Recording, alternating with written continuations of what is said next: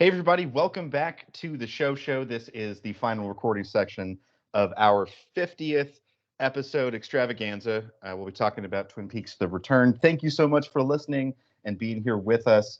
If you are interested in a different media form, if you're watching this on YouTube, we also do a podcast feed on your podcatcher of choice, and I would encourage you to check it out, especially for this episode, because we put in some extra effort into some fun extra bits. So I hope you enjoy it. I hope you enjoy all of this. All right, so let's start our recordings. I am recording. All right, I am recording. Perfect. I'm going to count us down from 5, then we'll clap, and then we'll be off and running. So, excuse me. 5, 4, 3, 2, 1. Perfect. It's 7 o'clock. Do you know where your freedom is? Welcome back to the show. I'm Jay. That's Aaron. I'm Aaron. And that's Tony. Hello. And this is the final segment of our 50th episode spectacular. We're talking Twin Peaks: The Return. 25 years later, we return to continue or maybe finish up the story. Absolutely. And, something that I was reminded of after we finished, I kind of watched a bunch of different things, like commentaries, interpretations, and things like that of different people. But someone brought up that The Return came out kind of couched in the middle of that kind of nostalgia fest where we have Fuller House and we have all these other kind of reboots of old shows that have a huge following or a cult following or something like that. And so in a weird way, Twin Peaks kind of follows that. But I don't know about you guys, but watching through it, I don't think it necessarily gives you the nostalgia that you would think you would want to get from a show like that. No way.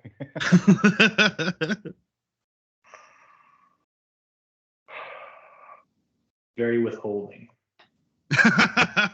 Yeah, I remember watching it live, and there was so much angst with each episode being released. So were you watching contemporaneously each episode? Were you there opening night? I missed the first episode. I think I started on episode 3. Mm-hmm. I had just finished, I think, the third or the second season, and was about to watch Fire Walk with Me whenever it was debuting. And I think by episode 3, I had caught up. And I remember I was watching it when Dale was finally released. Mm-hmm. Because I remember there was a moment where someone was like, 11 episodes, they're definitely going to do it in the next one. Nope. Episode 16. Episode 16, yeah. Now, to Twin Peaks' credit, there is a lot of Doppledale and Dougie, and Kyle is on the screen quite a bit. But I guess first and foremost, because of your intro, I want to ask you, does Jacoby come off to you as kind of an extremist on the left or the right? How did you guys view Jacoby? Because he definitely was a big player in parts of the show, or at least parts of the story. Total. I took it as total right wing. You took it as right wing? Yeah, very much came off as Fox News coded, where he's selling his gold painted shovels. That's just my pillow, right? Yeah. That's fantastic. Tony, what about you? I don't know if I have a strong opinion. It felt like he wasn't as douchey as a right-wing extremist would have been, probably. Well, I watched or listened to the final dossier while I was kind of doing some work this last week, and they actually kind of go into Jacoby quite a bit more. Super progressive, super progressive, involved in a lot of humanitarian stuff, is living a very private life in secluded parts of Twin Peaks doing his show, but it's because he has already kind of earned enough money to live off of for the rest of his life. So he's just sticking it to corporate, overlords because that's what he wants to do. But I just thought that was really interesting because, when we were watching it, Christy kind of asked that question too. She was like, I can't tell if he's a right-wing extremist or a left-wing extremist. What does he represent? Mhm. So I think I made that mistake because in reality the right has co-opted so many of the symbols that he uses, where he yep. talks about freedom and Mhm. liberty, and he's got the Statue of Liberty and the flag and such. And not to say that the left wing is not patriotic, but it's those symbols and those words have been particularly co-opted. At least in our time period, that's been a lot more the frame of reference when you see this kind of populist message, I guess you would say. Yeah, definitely. And I can't say that I wanted to see Dr. Jacoby in The Return, but did I enjoy seeing him as, the Twin Peaks universe's Alex Jones? That tickled me. Yeah. Yeah, no, I enjoyed Dr. Amp whenever he was on the screen. He did a good job, good performance too. Absolutely. He's spraying those shovels like so much effort. 2 coats, guaranteed. And his interactions with Nadine leads us to probably the best pun in the whole series: run silent, run drapes. Amazing. Well, it's kind of interesting how his impact on Nadine causes Ed and Norma to finally get their happy ending. Yeah. Right? That's Like true. he's a domino in that kind of like massive tangled storyline of, missed opportunity between Ed and Norma. In our episode covering season 2, we talked about expectations, and one thing that I wanted to see was Norma and Ed get their happy ending. And Aaron, it sounded like your reaction to that was a little bit of surprise. So I wanted to hear your thoughts on Norma and Ed in The Return. So this is really interesting. Kind of looking back at it and actually listening to The Return, the dossier has a whole chapter on Norma and on Ed, and specifically on James because he's a Hurley, and their interactions and what happens in their lives between 2 and The Return, and each time Ed or Norma are kind of in a position where they could maybe get together, something catastrophic happens. Norma kind of gets her independence. Then Annie gets out of the Black Lodge and becomes catatonic and needs like extensive care. Then she kind of gets put into a home to where she can have like the care she needs so Norma can live her life. And then James gets like put on probation because he flees a court proceeding to Mexico and then gets wrapped up with the Mexican cartel, because of what they call Hurley luck, how things never work out just the way you want to. And so that's Big Ed's kind of story is that he's got Hurley luck. Every time that something's gonna go his way, it goes the opposite. Okay, So, chicken or egg time. Is Hurley luck? Is that a Lost reference, or is Lost a? Do you know what I'm talking about? Well, according to the dossier, I guess that there is a reference to Hurley luck in an earlier part of Twin Peaks, but I can't specifically remember. But it is in the dossier. Now, what is Hurley luck? I don't remember specifically. The character Hurley in the show Lost. Okay, I remember him now. Awful luck. Like he was cursed every time that something good happened. It was 1 step forward, 2 steps back. He won the lottery, but everything about it was tainted. I'm taking a look to see. I mean, because you've got to acknowledge the legacy of Twin Peaks on television shows throughout television history since, and I think Lost is one of the biggest examples of those. Well, I think the Hurley luck goes all the way back throughout Twin Peaks. You see with James getting mixed up with the the madam that frames him for the murder of her husband, right? With Big Ed finally getting Nadine kind of to be hooking up with like a teenager so he can go be with Norma, and then she gets her memories back, right? So I think that Hurley luck, I don't know if maybe it's mentioned, I can't find it, but I can see it being an homage to Twin Peaks in a way. That's awesome. Because Lost is pretty surreal, and maybe not to the Lynchian level of Twin Peaks, but it's got its own surrealist aspects to it. And maybe this is just what David Lynch wants me to do in the world, but it's almost like I've been seeing Twin Peaks references or coincidences everywhere. Like Aaron, I'm sure you're familiar with Norma's, the diner in Dallas. Yep. And I thought, oh my God, Norma's Diner, like Twin Peaks, but the Dallas Norma's Diner was from like the 30s. So yeah, well, that's also the double R, remember? And then it became Norma's double R. Sure, but I was like, is that a subtle Twin Peaks reference? And well, but that gets back to how Lynch uses the 1950s Americana, and the way he uses it, in my opinion, permeates everything that he does. And so when you look around and you see kind of these vestiges, you can kind of, I don't know, get hints of a vibe sometimes. I don't know. I see that. I get that. I definitely will be like sitting watching a movie with Christy. I'll be like, that feels very Lynchian, and she'll roll her eyes really hard. But if somebody's using like an old phone for no reason, yeah, that's pretty Lynchian. So I definitely like that. Now, the biggest part of the story, really, we have the two Dales. We have Dougie and we have, Doppelganger, Mr. C. I like to call him Doppelcoop. I called him Doppelganger whenever I was watching it, but Mr. C is, I guess, his actual name in the story. Yeah, I don't like that. You don't like that. But what did you think of Kyle? Is it Kyle MacLachlan? Yeah, Kyle MacLachlan. Kyle MacLachlan. What did you think of his performance in the show? Like, he has a huge, like, kind of central performance through his 4 different characters he plays.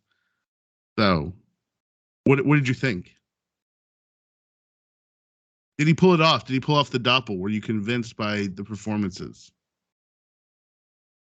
Tony? Yeah, I mean, I like Evil Coop.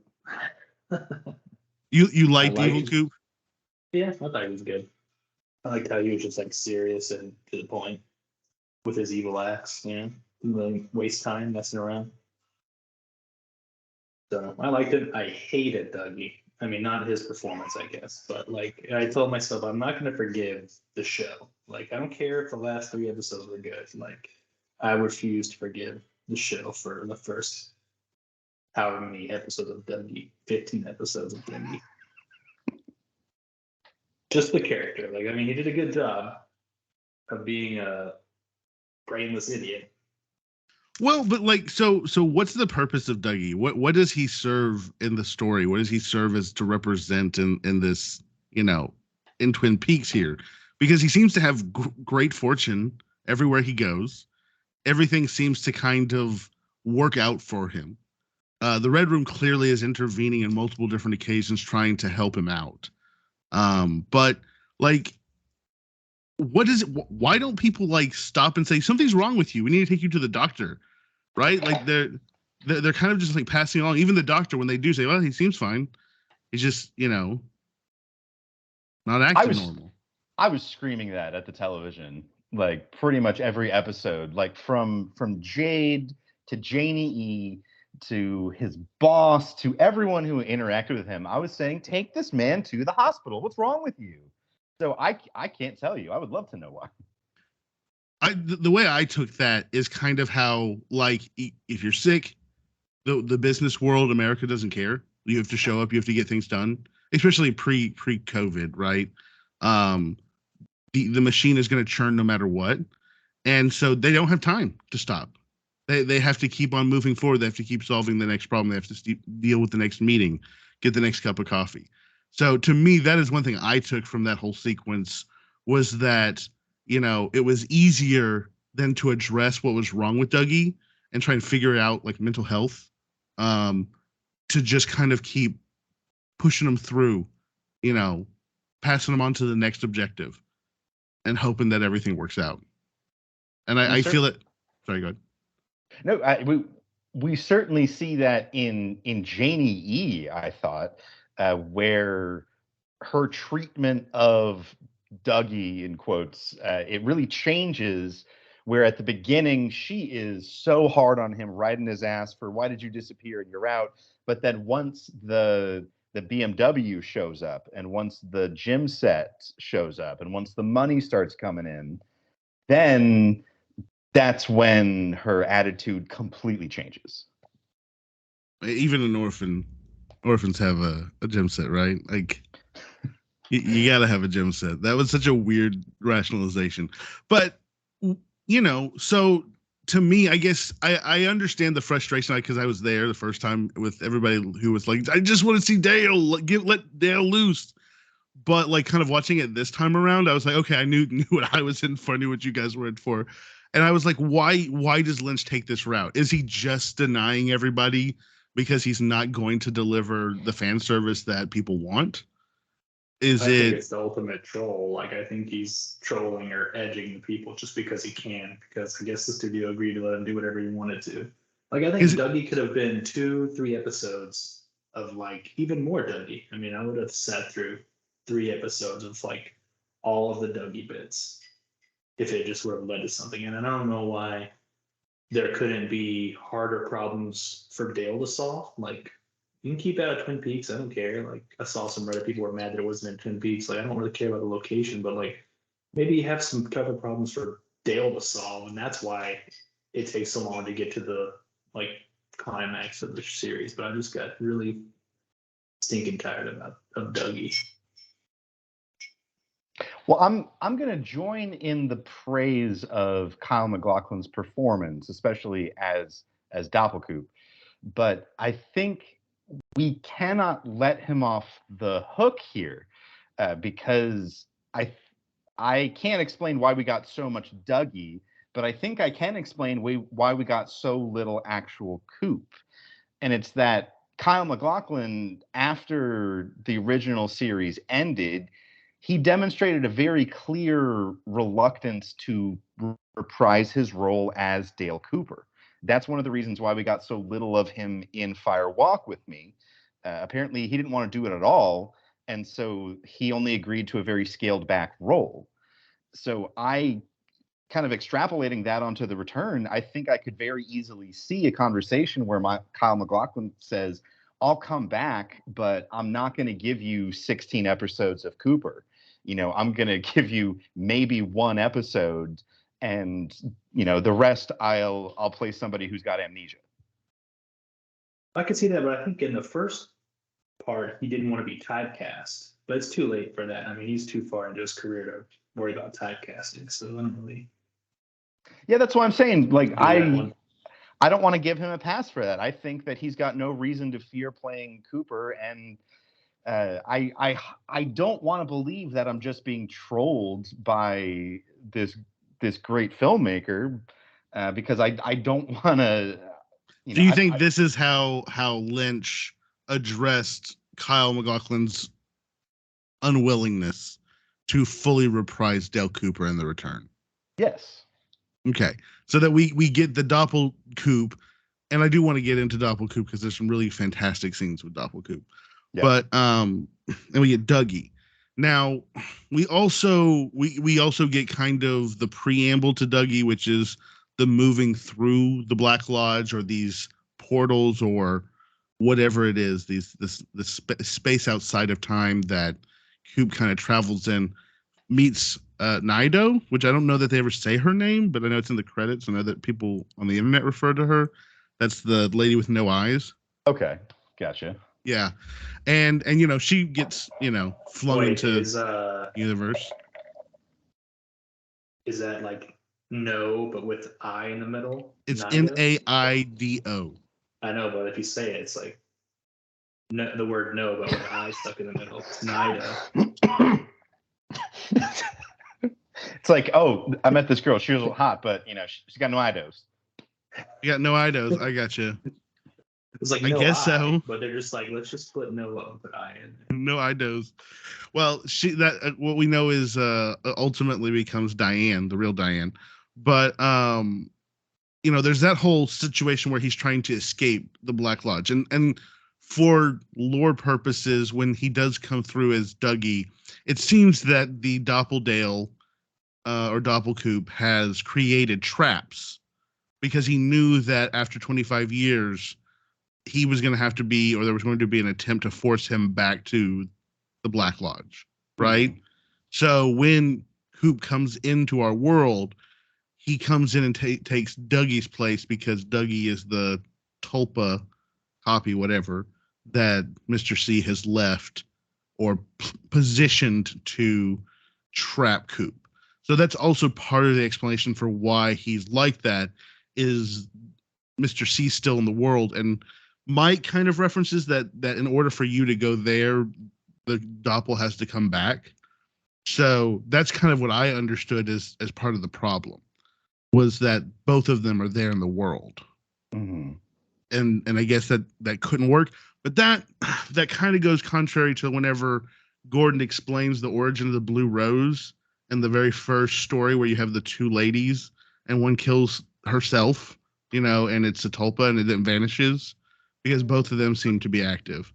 But I think that Jay probably it's probably more like the Donna situation driving the story rather than pure Lynchian art. I just took it as like an imperfect like escape from that world, like through the giant outlet electrical outlet. Like it was something in that process failed to work properly, so he was kind of like stuck like that. Mm-hmm. Which again is fine. I could just have used a much more condensed version of that. Hello. Oh my God. Mr. Jackpots. This is Jackpots. Well, while we're mentioning the tulpas, I've got a question here. Sure. Sarah Palmer. Okay, yeah, that's heavy. So we get that scene where she like knife bites that guy in the bar. Yeah. And she moves her face aside in a similar way that we see to Diane and some of the other tulpas do. So does that mean she was a tulpa? No. So what we actually see her do what Sarah does in the Red Room. Remember, or not Sarah, Laura does. Laura removes her face and shows the White Lodge, right? Okay. Sarah removes her face and we see a dark figure. So couple of things. Let's kind of go back in time. Episode 8, the nuclear explosion episode, which is one of the most artistic episodes in the entire series. It shows, I guess, whenever the explosion goes off, that a being, which we know is now Judy or Jowday, came to our realm or to our world in some way. As Forrest Gump would say. Yeah. And so with that, there's also the birth of Bob and the woodsmen, and apparently everyone else in the Black Lodge. But we're kind of just like shown that. But at that sequence, we also see the young, like the boy and the girl walking home. That girl is Sarah Palmer. Right. And that's as a little girl. Is that revealed in the dossier? Yes. Gotcha. And that she was there. Her parents, her father worked on the original nuclear bomb. They lived there when that happened. She was in the town the night that the radio disturbance happened with the woodsman, speaking over it and everybody passing out. Mm. So my understanding is that at that point, Judy, taking on a form, entered into Sarah. Guess what Sarah's middle name is also? Judith. So I think that what we can infer or interpret is that Judy has been living in Sarah since she was a little girl. And so the whole events of Twin Peaks season 1 and 2, Judy is also in there feeding off of the suffering of Sarah throughout that whole, transaction. Gotcha. Okay, I appreciate it. Yeah, so yeah, they go into Judy in the dossier, they go into Sarah, they go into a lot of things. There's also a male version of Jowday in the ancient Sumerian text and things like that. The one of the questions is the thing that you see at the beginning that kills that couple in the glass box, is that Judy or is that the male version? That's never really addressed or explained. But apparently Bob doesn't know that he came from Judy, because the doppel is looking for Judy, trying to track it down. And that's what, like, the glass boxes, like that's actually run by the doppel. He's going after Major Briggs because he believes Major Briggs has the coordinates to Judy. And that's why he's trying to find Philip Jeffries So there's a lot of stuff in the dossier that kind of goes into what the Doppel was doing for 25 years, and he's essentially running successful, criminal enterprises to fund research and trying to track down Judy, this nefarious spirit.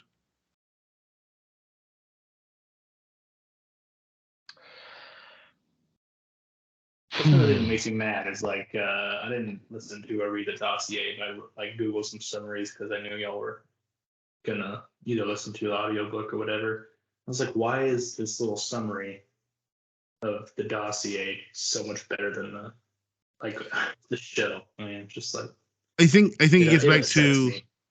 I understand that, and I think it gets back to what Lynch said about the first dossier, which is the secret history. Like he said, that's Mark Frost's history. And I think in not saying that it's not authentic or not something that you can listen to and rely on. I think it gets back to Lynch's whole thing is you don't need the history to experience the story. Like for like another thing that I wanted to sorry, look, I have notes here. One of the things I wanted to kind of ask is is time linear? Like we see at the very beginning that the giant or the fireman warns Coop about remember Richard and Linda and two birds with one stone. And then at the very ending, whenever they, are chasing Laura Palmer to the alternate dimension, when Diane and him wake up, they're Richard and Linda. And Diane no longer recognizes him and flees. So when did the fireman tell him that? Was that at the beginning when this all started? Was this after this event when Coop apparently falls for the trap? When is everything happening?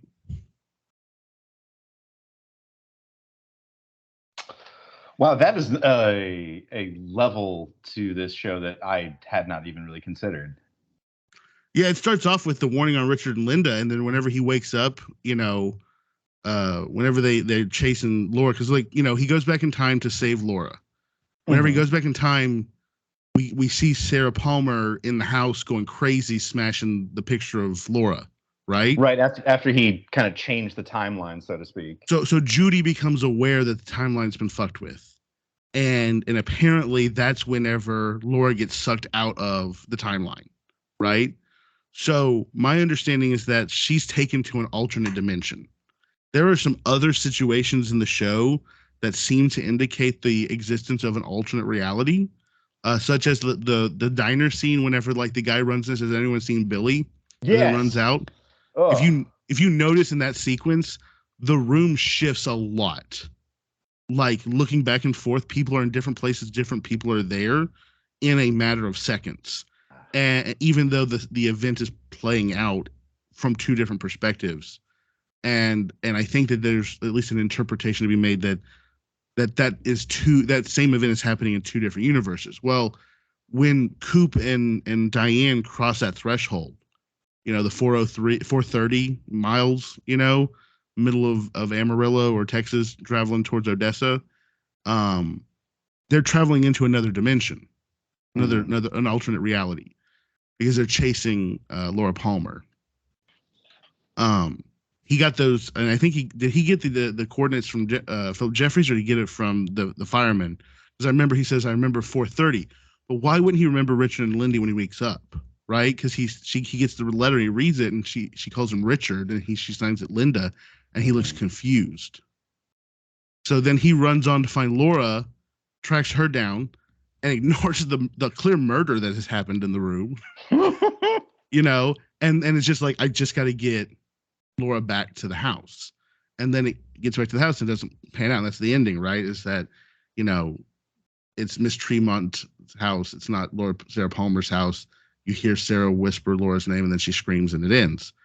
And we can talk about what that means. But at the end, that's kind of like a trap, I think, by Judy to stop Coop from interfering with the timeline.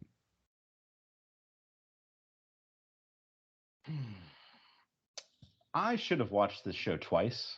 I'll just say that. This was my second time watching it. So there's also been a lot more stuff that was okay, connecting more dots.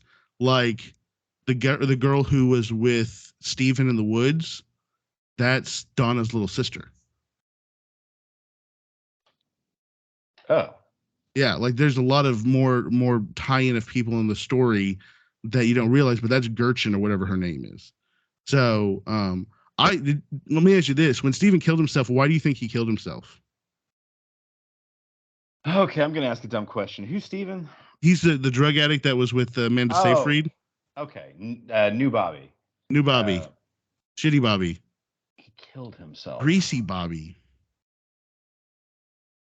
Was he the one who was something about like he did it, and the girl's like, no, she did it.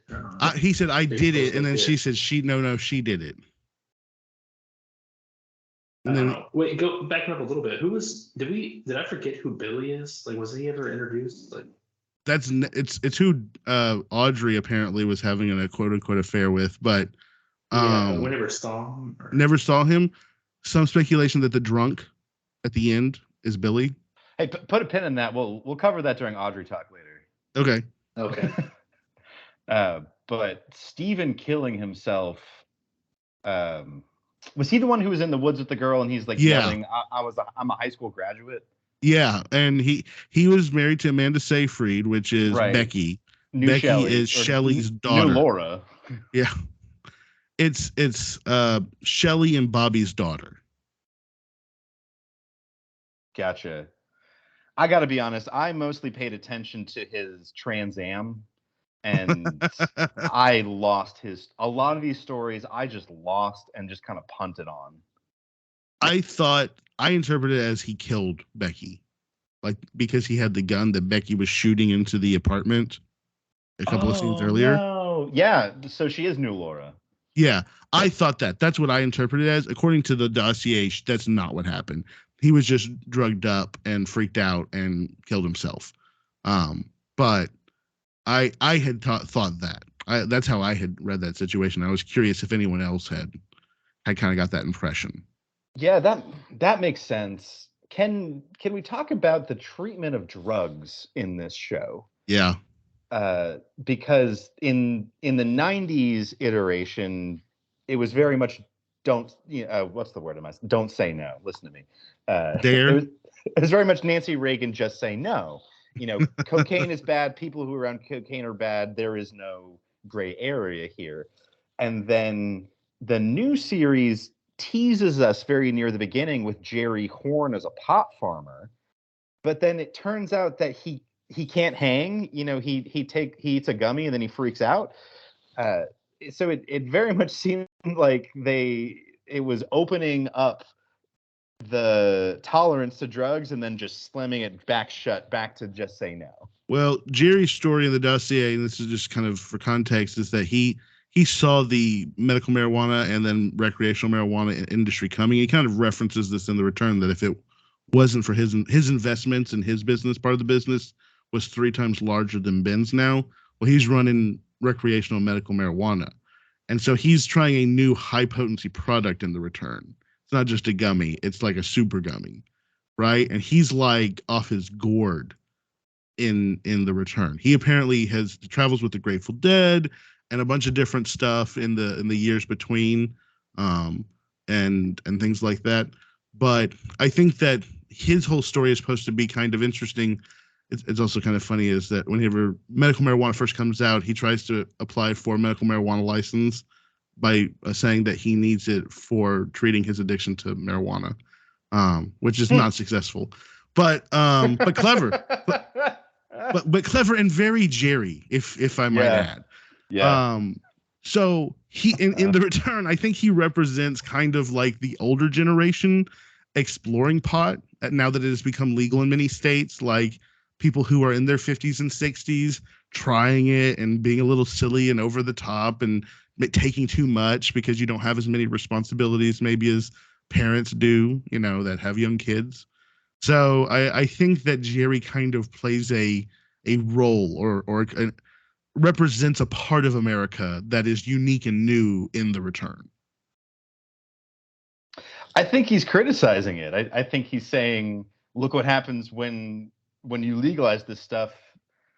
People go off their nuts. It felt very negative to me. Really? Yeah.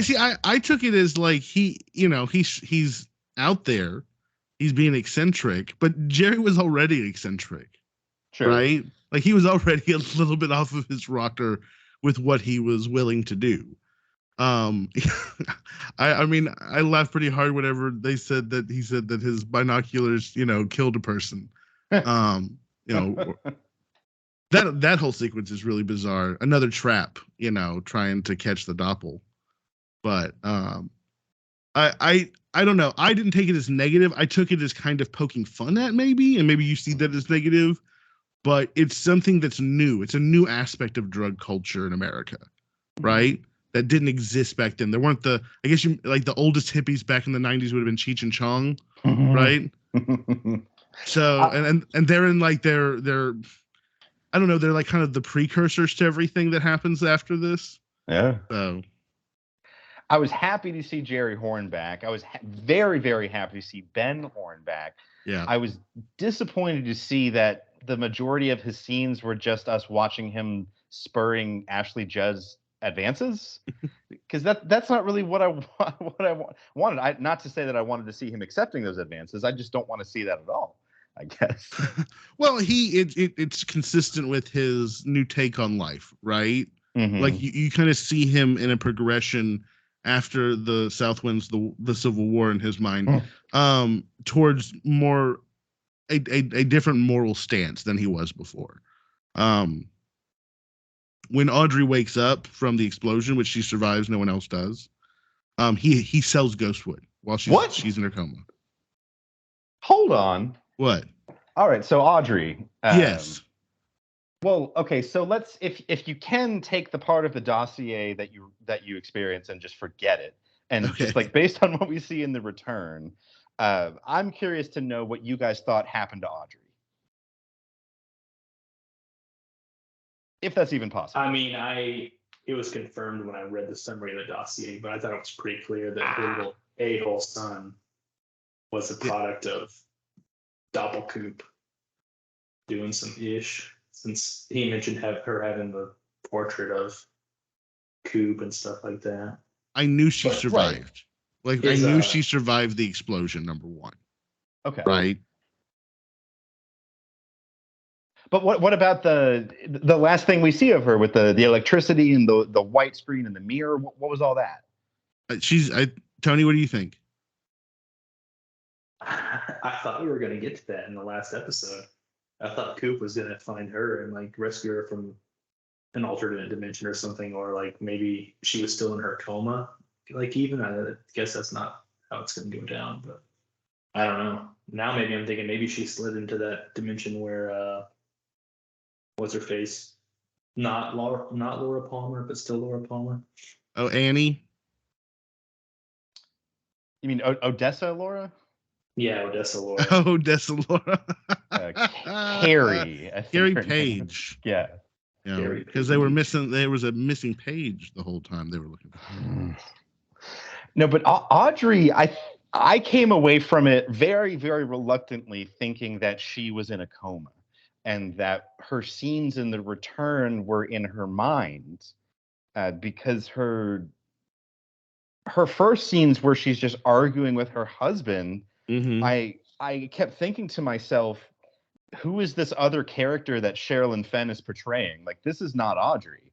Like, Audrey is not this helpless and so dependent on this little no-neck guy. And then when she has her dance at the Roadhouse, very surreal, of course. Surreal. Being called out by the band, and then the audience is swaying back and forth in time to the music. And then at the end, we see her, the electricity crackles, there's the white background, and she's looking at herself in the mirror. That communicated to me that in reality, it was just her in her mind, the reflection of herself, and all she had was this fantasy, this long-term fantasy that had become a little bit twisted. And in particular, what that means about Richard Horn and how he came to be, that gets extra gross. Yeah. So I guess now this is what I understand to have happened, is that Audrey survives in a coma. If you remember, Doc Hayward in The Return says that the last time he sees Coop, it's like the next morning after everything that happens at the end of season 2. Right. And Coop is fully dressed and he's walking out of Audrey Horne's room. Right. He gives a thumbs up and leaves. Okay. 9 months later, Audrey Horne gives birth to Richard. Right. So we're pretty sure that Doppelcoop raped Audrey while she's in a coma. That's pretty much taken from it. But she wakes up. She wakes up and attempts to raise her child. She attempts to be independent. She gets crossways with her pops because he sells Ghostwood Estates, which was what she was protesting when she went and chained herself to the bank. Mm-hmm. She was protesting the sale of Ghostwood. Well, while she was in the coma, sold that portion. And so that caused her to just basically excommunicate herself from the family. She goes and opens up a nail salon in Twin Peaks and runs it, tries to raise Richard as a single mom. But the stress of life, everything, perhaps realizing that she was raped while she was in a coma, she starts to have mental problems and she checks herself into a mental hospital. So when in The Return, I think that what you were seeing is a delusion of hers inside of the mental facility. And the guy, maybe it's her seeing her husband, but I think it's like a doctor. Just like the way he talks to her. Mm-hmm. Audrey, I have to put my shoes on to go to the roadhouse. Things like that, kind of trying to dissuade her from what she wants, which is driving those sequences, right? Like he's trying to dissuade her from going down the delusional lines. Now she does. Sorry, go ahead. I hate that. I hate the it's a mental hospital delusion explanation. No matter what we're talking about, man, I hate that. It caught me off guard the first time. Like as much as it caught Audrey off the guard, right? Like she's like, what? I wanted so much more for Audrey. I'm disappointed. I think that it gets back to like Lynch. I think that we have to also recognize a lot of the season 2 story development is Frost and the studio. And remember Lynch's original story, he was going to have Coop and Audrey getting together and Donna intervened. So I feel like Audrey was included in a certain sense, but I don't think she just was necessary for the story in any way. She was a vehicle for Richard Horne and she got some screen time. But I think that for Lynch, it gets back to he's telling his story, right? Mm-hmm. And Audrey's just really not part of that story beyond the small, sad reality that her life became. I think that's also one of the things about The Return is that The Return is a very sad show in a lot of ways because it takes a glimpse of America and uses a lot of archetypes to show us ourselves in a surrealist way. Like I feel like, I don't know, to me, looking at the drug problem in the show Twin Peaks, it represents and mirrors the drug problems that America has. I feel like the violence that we see, the suicide, the different sociological problems, economic problems, the guys selling blood, to eat. That I feel like that feels very relevant to America in a lot of ways, in a weird way. So to me, a lot of these things that he's using, they're vehicles to kind of critique and show aspects of American society back to us through the lens of Twin Peaks. And Audrey represents a part of the mental health problem in America that we don't even know we have sometimes. Speaking of Richard, what happened to his half boss coin flip dude that's also with Shelley? He just kind of disappeared after making out with Shelley for a little bit. And we never saw him again. Again, I think that just goes to show that Shelley can't give up the bad boy. Right? Like she's no longer with Bobby. She's moved on. Bobby gets a respectable job as a police officer. Changes his life. Bobby was a freaking angel. He had like magical powers. He like flipped the coin up and then it didn't come down. And then Richard spits it out of his mouth. I was like, what is this?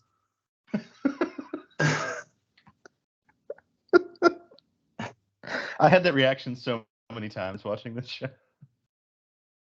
The problem I have with the show is like I think I don't know. The lore is so deep and like all the things you say, Aaron, like are so good. It sounds so good. And like I believe that they intended and planned these things out, but the show does not. Everything else besides the show is better than the show, is what I'm trying to say. Like maybe Lynch is the worst part of Twin Peaks, if I'm gonna make that comment. No, I can understand that. To me, I love it. I love it because it's not, like I said, it's not formulaic. It's not what we expect. It's not what people wanted even. It's something completely different. And in a weird way, like I think that, Jay, your message of I've been thinking about it, talking about it, bugging Lindsay about it, me and Christy have been talking nonstop about it and different things and looking up stuff. And that's what led us to the final dossiers, because like we started looking up things and reading things and they kept referencing the final dossier. And I'm like, well, let's just listen to it. So, and I just really like it as an end cap, especially because it's from Tammy's perspective. And a sidebar real fast. What did everyone think of the Lynch's choice of beautiful ladies in The Return? Because even Denise had something to say about that. Gordon. I think that comment from Denise was a sad attempt at self-awareness that completely failed. Because it's Twin Peaks does not treat its women well, and especially with Agent Preston, she was just eye candy. She has one interrogation scene, and otherwise she's there to be slinky arm candy to make David Lynch look better on screen. And it made me mad. It made you mad that he chose to use Tammy? It made me mad that it acted like it was somehow self-aware and then just kept committing the crime. Like what was the deal with Gordon and the French woman? Like, apart from giving us a lovely episode screen to put up on the Showtime app where we see David Lynch with a beautiful woman. Like, I think it was to set up the joke. I honestly you've gone soft in your old age, and he's like, not in the right places. And then even Tammy's giving him bedroom eyes too. He's like stroking his ego. Yeah. Just like I talked in Fire Walk with Me, where like, Laura, you're gonna make out with all the dudes on set. All the dudes? Not all the dudes, right? Oh, yeah, all the dudes. It's like that's what he's doing for himself. He's like, he let himself make out with Shelley. In the regular, I don't remember, I guess it was the first or second season. It's the second season. And then he gives himself a hot FBI assistant chick who basically makes bedroom eyes at him or smiles at him and kind of holds onto his arm all the time, which I think she has good qualities as an agent, but we never get to see those. And then he gives himself like a hot French lady. Yeah, I personally took this all very symbolically. I feel Tammy very much represents how, especially because Lynch takes this 1950s facade that, beautiful women, represent like, oh, that's eye candy, like you said. But I will say Tammy is written very well in the dossier. Her perspective, her analysis is very good. I like her a lot more after listening to it. But with Tammy, I kept on telling Christy, I was like, why did her teeth look so big? Like, I felt like she kept on like sucking her teeth. That Mom was like, whenever she didn't get her way, and she felt very sassy. And to me, I don't know. During this time, this is also, when did the Me Too movements really start? Is it 2016? Ooh, I am so glad that you brought that up, Aaron, because I actually had that as a copy point here. Okay, so when did Me Too really start? I'm going to make a bold claim here. I think that this show came out at exactly the right time, and if it was delayed by even one more month, it never would have came out, because Me Too really kicked off October 16th, 2017. Twin Peaks: The Return Part 18 airs September 3rd, 2017. This show comes out right before the Harvey Weinstein stuff really catalyzes Me Too worldwide. See, because I personally think that the choices that he does here, like you can take it from the surface interpretation that he's just putting pretty girls around him because he's an 80-year-old dude and he wants to look at pretty girls. That is the surface interpretation. But if we took the surface interpretation of Twin Peaks, like there's a lot of stuff that could just be left at the surface level and not see more. So I to me, in the sense that we're able to look deeper in every other instance, I obviously have to look deeper here.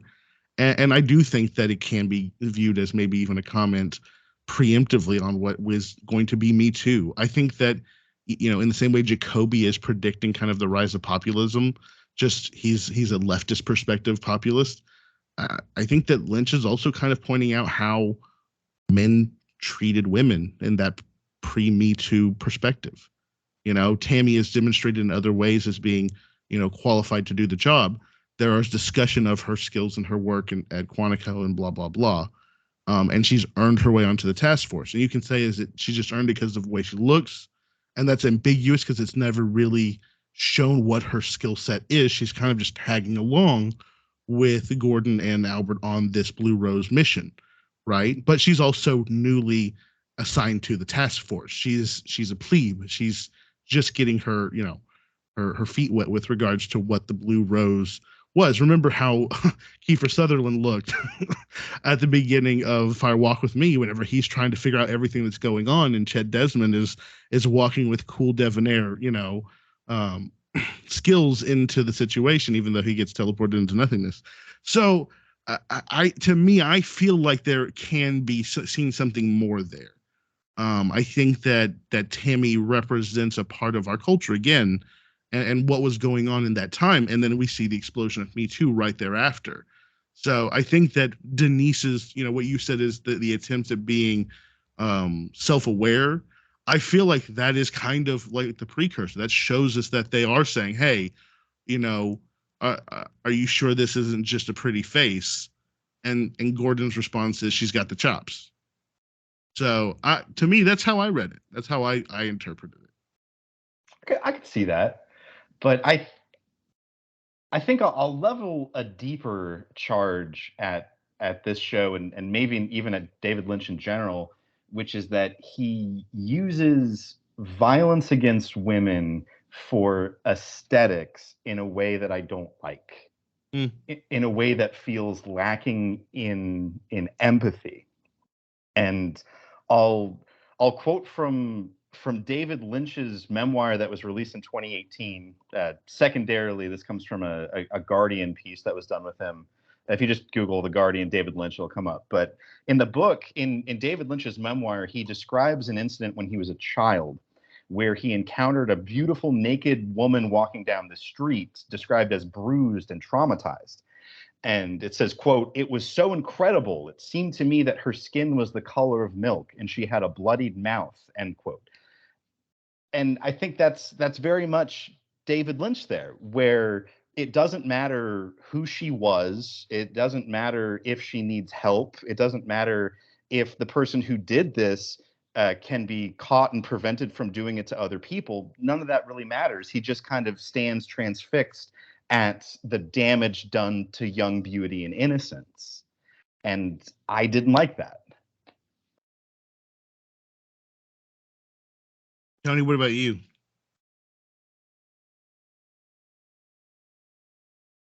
I don't have the capability of deep thoughts. No, I'm just kidding. The beautiful woman thing, I think it's a have your cake and eat it too thing. Like, I think he can, if it's just a surface level interpretation, which I lean towards that side, it's cool because his fans will think deeper about it. Like, it could be both, but I think it's mostly the surface, like superficial. But he knows that people will be like, well, this is a commentary of, like, I don't know. I just hated the return. I'm not gonna lie. Like, Firewalk with Me was such like a pinnacle. Like, I was just like, everything that was not good in the first two seasons, I was like, there was a reason for it because Firewalk with Me was so good. And I think it's because it was a movie. Like, you couldn't throw in a bunch of randoms. You had to get like the plot points up, and I feel like it was a lore dump, which I like. The lore, like I said, is just like the best part.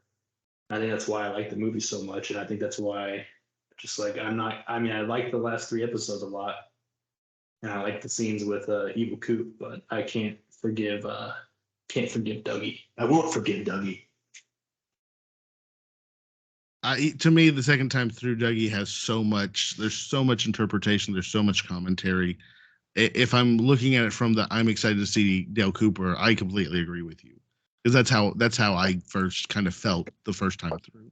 Well, But the story and the lore is so weird and out there that it's yes, already like you don't need to do extra. Like, why do we have to read the secret history and the dossier to get this? Like, why are we having to go there? Something like, I don't see a reason for making it harder than it has to be. I don't think you Especially have to. personally. I think that you can leave it like Jay's interpretation. I think that this gets back to what Lynch said.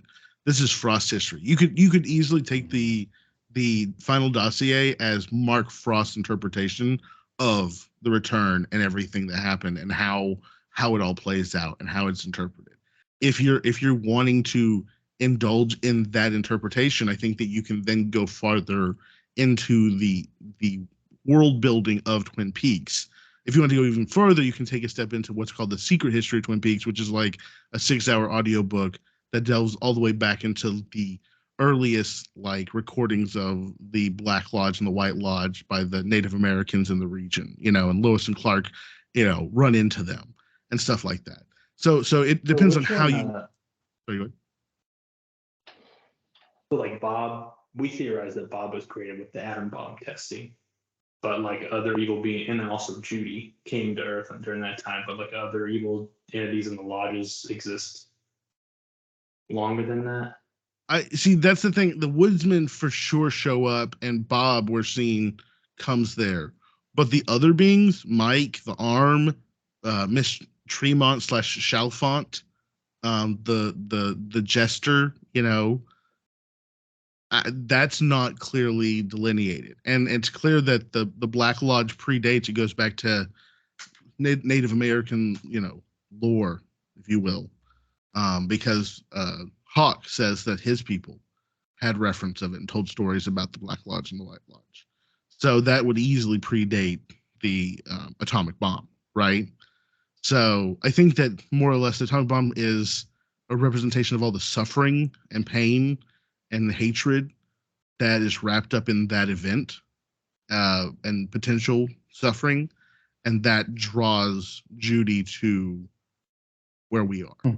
That's how I kind of took that. So does the Black Lodge get periodically redecorated? And, just before the 80s happened, they did the red curtains and the white floor. I think so to me, the Red Room itself is kind of more like a waiting place, like kind of like a holding spot. To me, the Black Lodge is the area above the gas station. Like whenever in the movie, Miss Tremont, the old lady, gives Laura the picture of the room, that's the Black Lodge, right? Where the Formica table is. Mm-hmm. I think the Red Room can get you there, but I think that you have to go. The Red Room is kind of like a buffer. That's another thing that kind of like they just kind of the Red Room and Black Lodge Red was so hard to access certain locations, certain time. And then in this thing, it's like, just whenever they want to help out Dougie or Agent Coop and he can just straight up like pass items in between. So it's not hard at all to access that. I guess maybe it's once you've been there. It's like I think it gets back to the Caribbean. 25-year part, right? That it's the window's open now because 25 years has passed since the last time the window was open. Apparently, whenever Doppelcoop came out, the window shut or the door shut, and no one could go in and out for 25 years. And so that's what the significance of the return is this is the opportunity for Dale to get out, is this window of time. So I do agree with you. There's not really explanation as to why the Red Room's able to even follow Dougie around and show him like which slot machines are going to be, big winners. But it seems to me that the Black Lodge is almost trying to restore balance.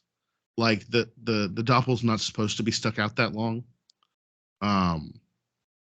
It doesn't seem that Judy seems to be too concerned with the actions of Bob in any way. Yeah, balance, of course, is a huge theme throughout this series. I mean, it's called Twin Peaks. Yeah. But I was White Lodge ain't doing hoping jack squat, as I'm saying in that part. I was hoping that we would have that confrontation, that we've got Bob or even Doppelkoop obviously representing the evil side. Well, who's our champion on the good side? Well, it's what we're left with is Coop, and so I was hoping for a showdown between them. But can we talk about Hulk hands? Freddy. Like, what the hell was that? Like, I can't believe the glove didn't fall off his hand after he destroyed it. Like, I'm like, that's what I was waiting for the glove to finally They just fall slip off his hand. Yeah, and he'd be like, I've done it. I fulfilled my destiny. Out of all the parts, I didn't have a problem with that little storyline. Freddy's whole little storyline. Good. No, I didn't. That was fine with me. You didn't have a problem with crazy. Like the ultimate evil here, the ultimate antagonist in this show was defeated when he became an orb and just got punched into the ground by Hulk hands. Like, you don't have a problem with that? I personally don't either. But the reason why is that I think that part of the whole point is that things don't play out the way you expect them. Like, that's kind of another one in the same way that the duality, balance, good and evil are motifs and themes of Twin Peaks. I think also not getting what you expect, things not working out the way you want them to, is equally a part of the motif. The ending of season 2, right? And then instead of it being an explanation of what happens next, he does a prequel. Like, to me, The Return fits perfectly in the way that Lynch kind of faces expectation, and that he's like, I don't care about expectation. Expectation doesn't matter to my storytelling, and it cannot work for certain people. Absolutely, I completely recognize and understand that this is not a show for everyone, but for me, especially like now having seen it multiple times and getting to dig into the lore and think about a lot of these sequences and kind of dig deeper into the different layers. There is so much there. There is so much. Once you get past the frustration with Dougie, what Dougie is commenting on, like, why does he have this lightning like reflex to danger, but everything else he's almost like whimsical or laxical to? Why is Sonny Jim got this weird intuitive connection with him? Different aspects. Why is the sex scene with Diane and Coop at the end, where the music is fading in and out and she can't look at him? Like, is that a reference to her PTSD when Coop raped her, according to the story? Like, did that happen before she was made into a tulpa, right? What is that kind of why that sequence plays out that way? Those are the little threads and things that you can then start to pull on and ask those questions. Whereas the first time you're just kind of like, what the fuck's happening? Counter question: why did that scene last 3 full minutes? Because it gets back to Lynch wanting to make you uncomfortable a little bit. I think that in a lot of ways, these sequences, the whole story of the murder of a girl by her father who sexually assaulted her, is an uncomfortable story. I to your point about the aesthetics of the broken beauty or of the shattered facade of the beautiful world, I think that you're right that impacted him. But also, how old was he? Was he old enough to understand, to get help, to get justice? What age is he having this experience that rocked him and affected his perception of beauty and aesthetics and things like that? And at the same time, there is a catharsis in exploring those type of darker themes, knowing that it's not real, knowing that no one actually is injured or hurt, but that is also part of our world. Like, that's what I keep kind of coming back to, is that Twin Peaks: The Return shows us the same glimpses of relationships, infidelity, drug use, murder, violence that season 1 and 2 and Fire Walk With Me showed us, but now it's been amped up to the 2022 level or 2017 level. So that's to me a lot of what the return represents artistically to me is a glimpse and to what I said at the beginning, how this was not going to give the nostalgia payoff that Fuller House or Arrested Development season 5 or whatever was going to try and feed off of, right? This was going to probably go counter to that. And I think that in a certain sense, it's very brave because it's going to piss off a lot of people. But it forces you to kind of dig in and say, why did you make these choices? Why did we see 16 episodes of Dougie?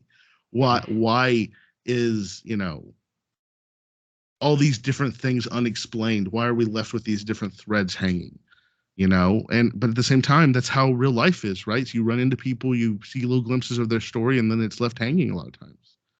So I appreciated those kind of aspects because, again, back to the surreal aspect of the story, it's just moving forward, where we move past the dead guy in the corner, moving on to try and get Laura Palmer back to her home. I think Lynch is a troll. I think maybe he's rich in talent and clout and history, and he can make beautiful things. And he's obviously, with him and Mark Frost, have created a crazy world. And so at this point, he doesn't have to care, like you're saying, about people's expectations, or he can do whatever he wants. He doesn't have to deal with the aftermath because he's already if you equate it to money, he's so rich that he doesn't have to deal with any of the after effects of the problems. People are going to work with him. Studios are going to do whatever he wants. I think, like you said, making this movie a prequel instead of answering questions, that's kind of a troll. I think Dougie is a troll. I think he knew, what do people want the most? They want to see good Coot versus bad Coot. Well, you know what? Yeah, no. I will withhold it from you and you'll love me for it. Or you won't. I don't care.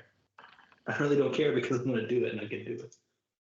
I don't know. I guess that's freeing in some ways. It's cool that he's that powerful. But it wasn't for me. I respect that. I feel like I laid all that out at the beginning too. I said, look, this is not normal TV. No.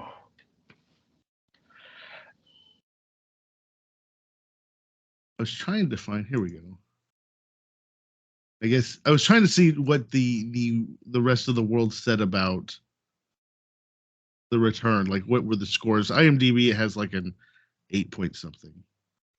From what I read, reviews were polarized, mostly positive. There were some that called it the best TV show of the year. There were others that called it the best movie of the year, for obvious reasons.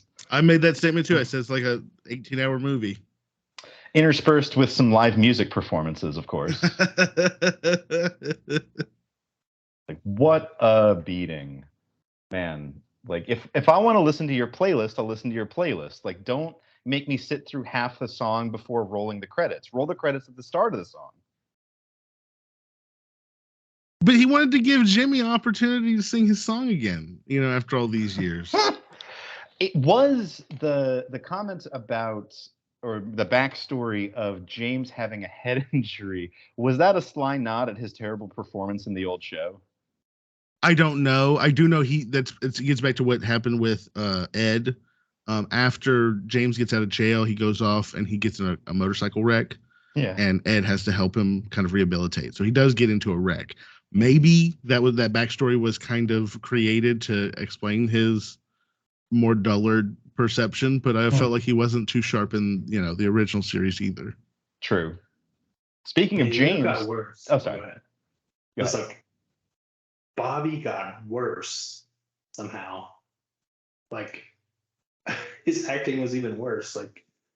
Where you drove the last 25 years. And Audrey, I don't know if it was the content she got, but I was like, this is not good. Like you said, it didn't feel like Audrey, which maybe that's what it was supposed to. But even if it wasn't supposed to feel like Audrey, I didn't feel like it was that good either.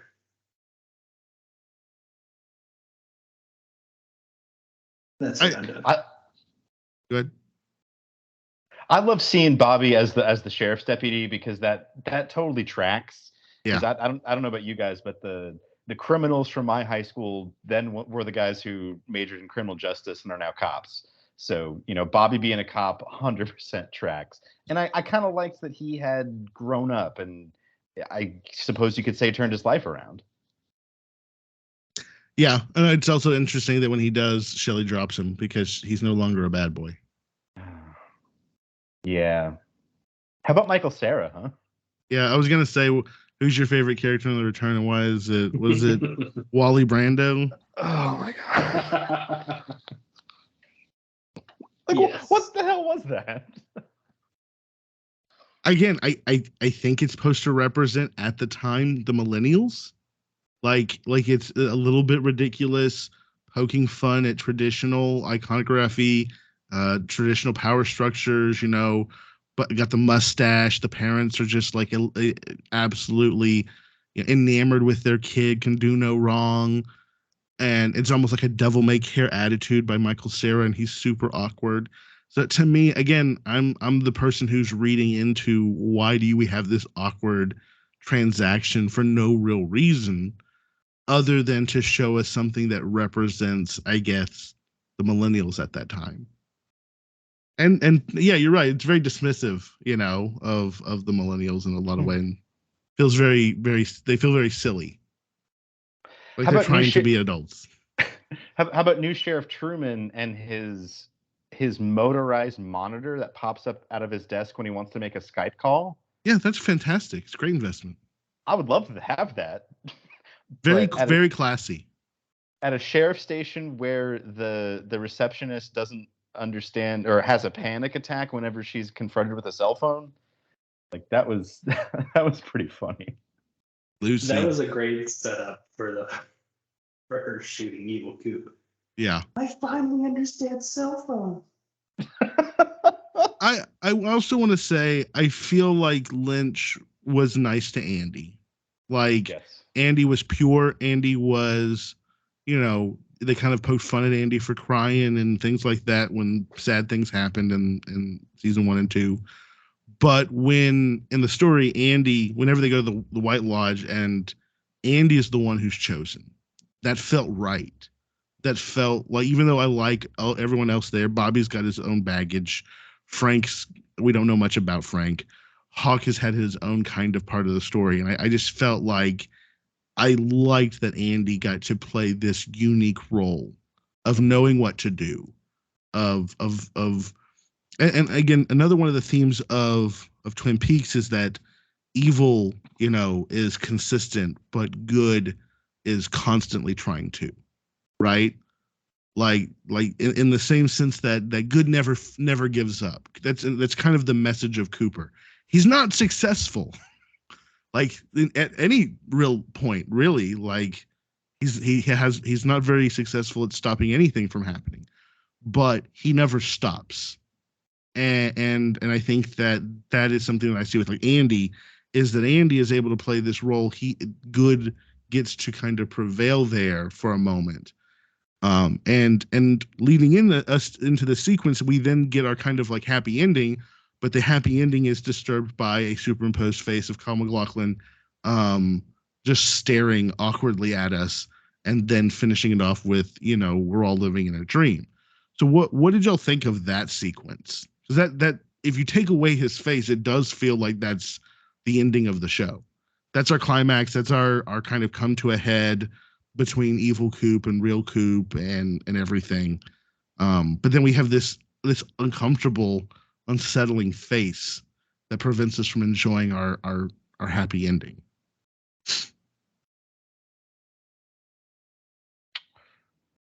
I got to be honest. I at that moment I was still too floored by Hulk hand in the orb to really start doing some literary analysis.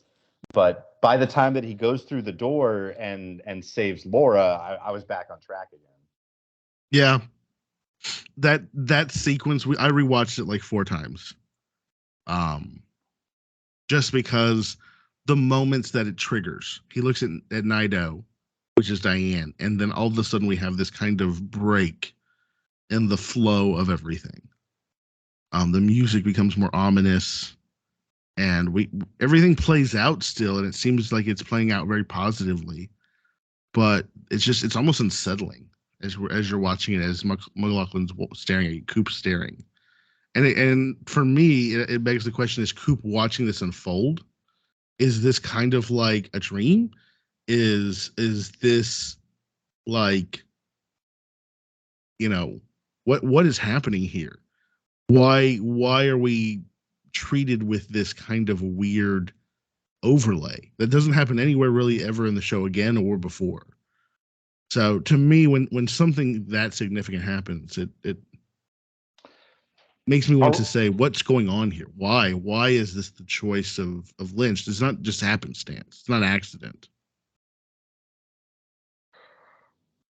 Are we going into Cooper's fantasy at that point? Yeah. Is he rehearsing in his mind what he thinks or wants to happen? Because obviously what we see happen, especially at the very end of part 18, is not what Cooper intended or wanted. Well, and what does he say, right? They go to the house. Mm-hmm. He says, what year is it? What year is it? Who else said that? I don't know. Philip Jeffries in Fire Walk with Me. We're not going to talk about Judy. We're not going to talk about Judy. Who do you think this is? What year is it?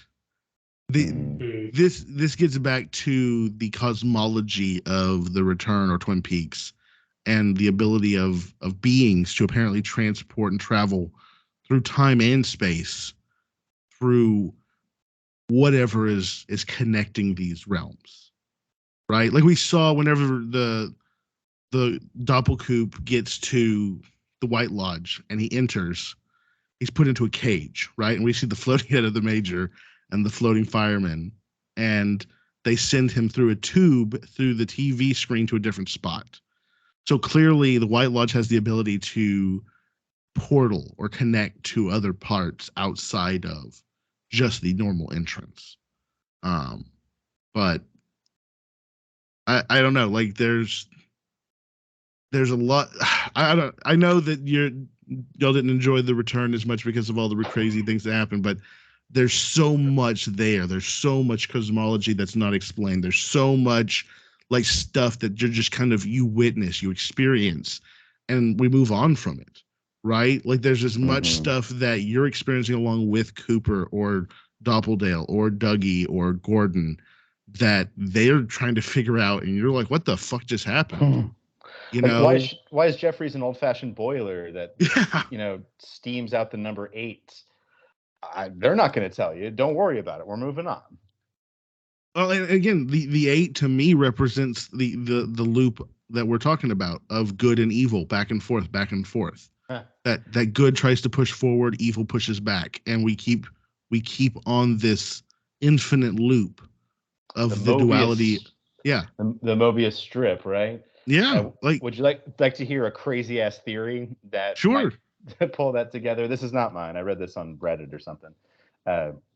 So when they go to the house at the very end, and we hear Sarah Palmer's scream after the people in the house have denied knowing any of the names, and it's all just regular people.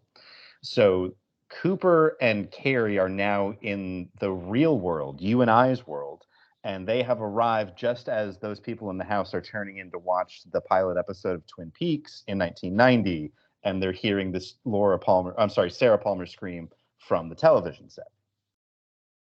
Very interesting. Got chills. I give it no credit. I think it's a very clever way of interpreting the sequences, but I don't think that based off of everything we saw that's what plays out, because there's a little bit more. Who answers the door? It's Miss Tremont. That's the name of the old lady and her grandson when they were living in the trailer park with the old guy that's like 90 in The Return. Mm-hmm. The never before 9:30 guy. Whenever she's living in Twin Peaks, she's Miss Chalfont.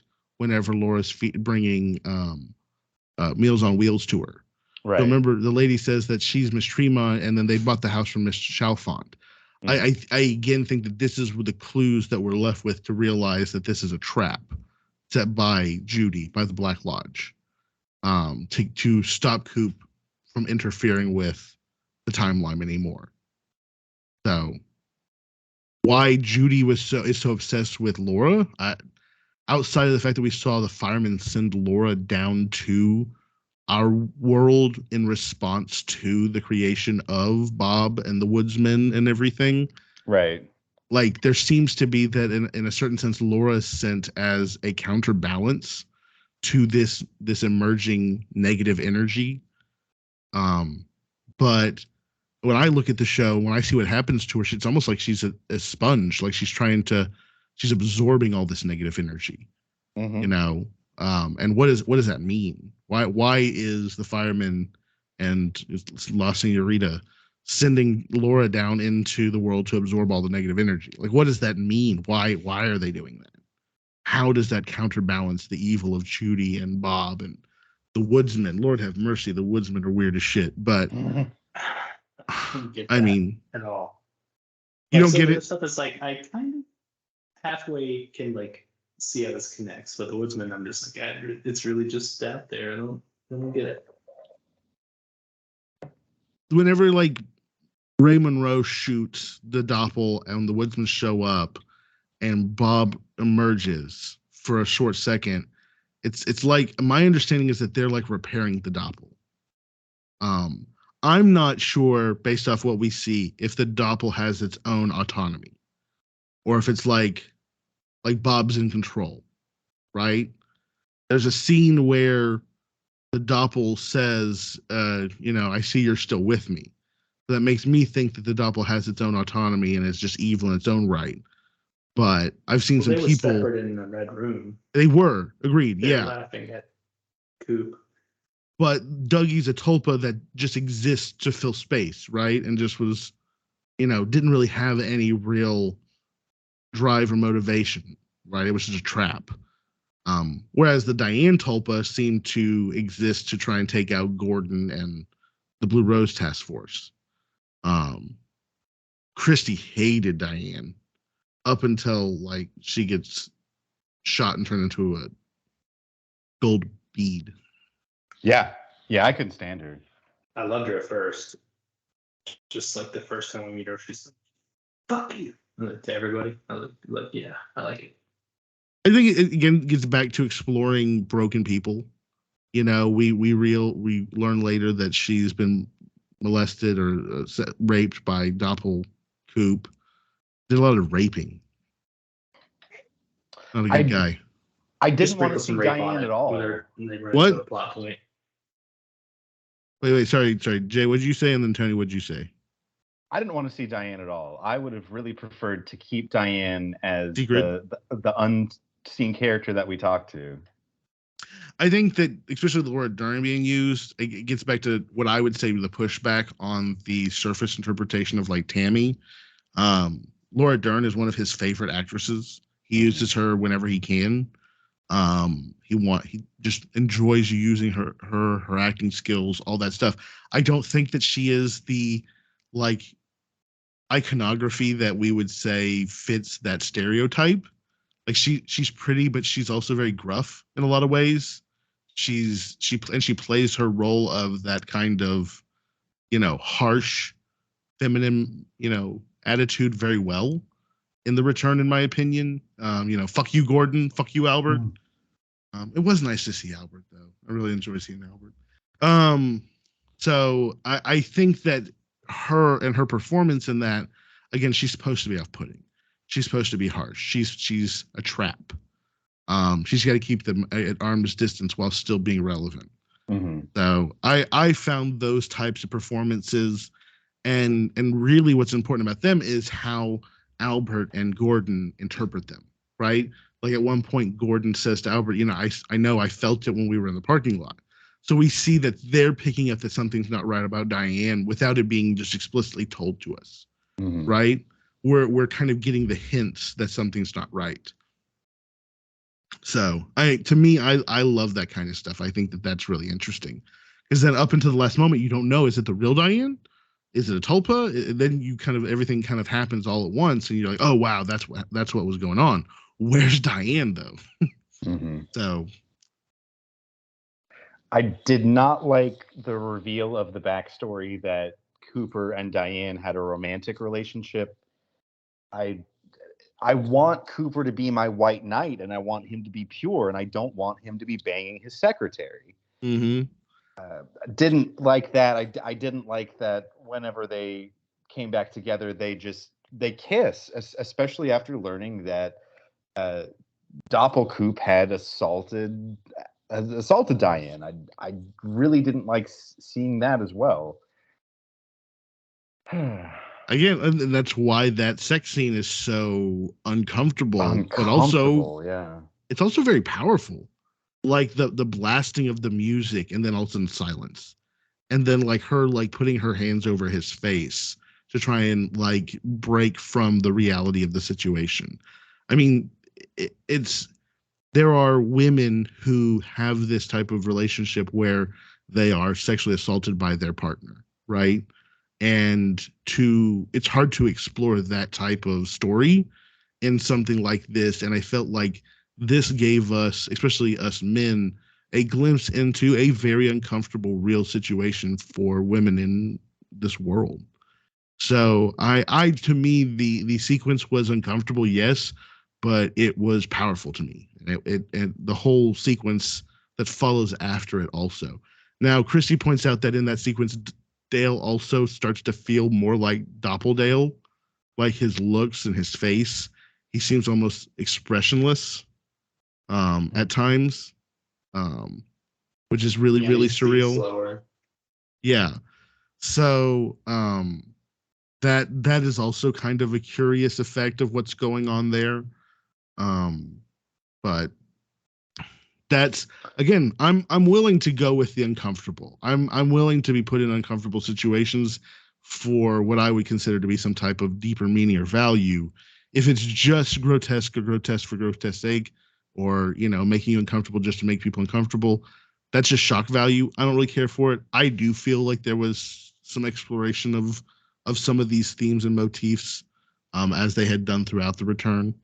So I just think that it's again like when Diane sees herself in the other dimension right before that whole sequence plays out, right? It's almost like, is she having an out of body experience? Is she watching herself waiting to go into the room? Is she seeing herself that's the real her, the Linda in that realm, kind of in her merging into the same person? Like we're kind of left with no explanation as to why that played out that way. But we can speculate, we can and try and figure it out. And I think that that's where, for me, I've realized the deep veins of worth come from Twin Peaks is that each time I've come back, there's so much more to unravel and dig through and find. And once you get over the abrasion that is the return, it has a lot of really interesting things you can dig into. So now that we've think, I'm sorry. Go ahead, Jay. I was like, do you think they could look different in this what we're calling alternate dimension than we see them look? Like, so like at the house at the end, they have the Tremont and the Chalfont, like, and Coop's name is Richard now, which is also like Audrey Horne's son. Yep. Like, could he be this world's Richard, like Audrey Horne's son? Like, and then like I guess Diane could be some Linda, and like he sees Laura Palmer in this. I always forget the name. I know I've said it multiple times, but Sarah Palmer. he sees, yeah, Laura. No, okay. Carrie Page. Carrie Page. He could see Laura, but everyone else sees Carrie. Whatever. Like, I guess they could look different to like their else essence, because Coop has a sensitivity to the spiritual. He could see the essence of Laura and Carrie Page type thing. But because Diane was not as spiritual or not as connected to what was going on, she writes in the letter, "I don't even recognize you anymore." Like she seems to become one with the Linda of this universe. And when that happens, she seems to be taken over by it. Whereas Coop seems to retain his memories and identity. Now, again, what effect being stuck in the Black Lodge / Red Room for 25 years has, not sure. But you said, Jay, you want him to be your White Knight. But I honestly think that that's kind of also another one of the tropes here is that the White Knight fails. He fails to save Caroline. He fails to save Annie. He fails to save Diane. He fails to save Audrey. He fails to save Laura. Even in the moment where he has the pinnacle, the best opportunity to change the timeline, he fails. Mainly because he doesn't understand what he's going up against fully. They don't truly understand Judy. That's very mysterious still in what they're trying to explore. But still, I think that's another thing that Lynch is trying to get at is that our White Knights fail us very often. We look to our White Knights to save the day, and they don't a lot of times. I think that we can see that in our own society, kind of the conversations about gun violence in America, is that the police don't always save the day. Yeah, we saw that with our Tim Roth assassins, right? Yeah. And I waited till after the shooting, and the Polish accountant is walking back to his car with his submachine gun pistol, and they pop out and they're like, "Freeze! Drop the gun!"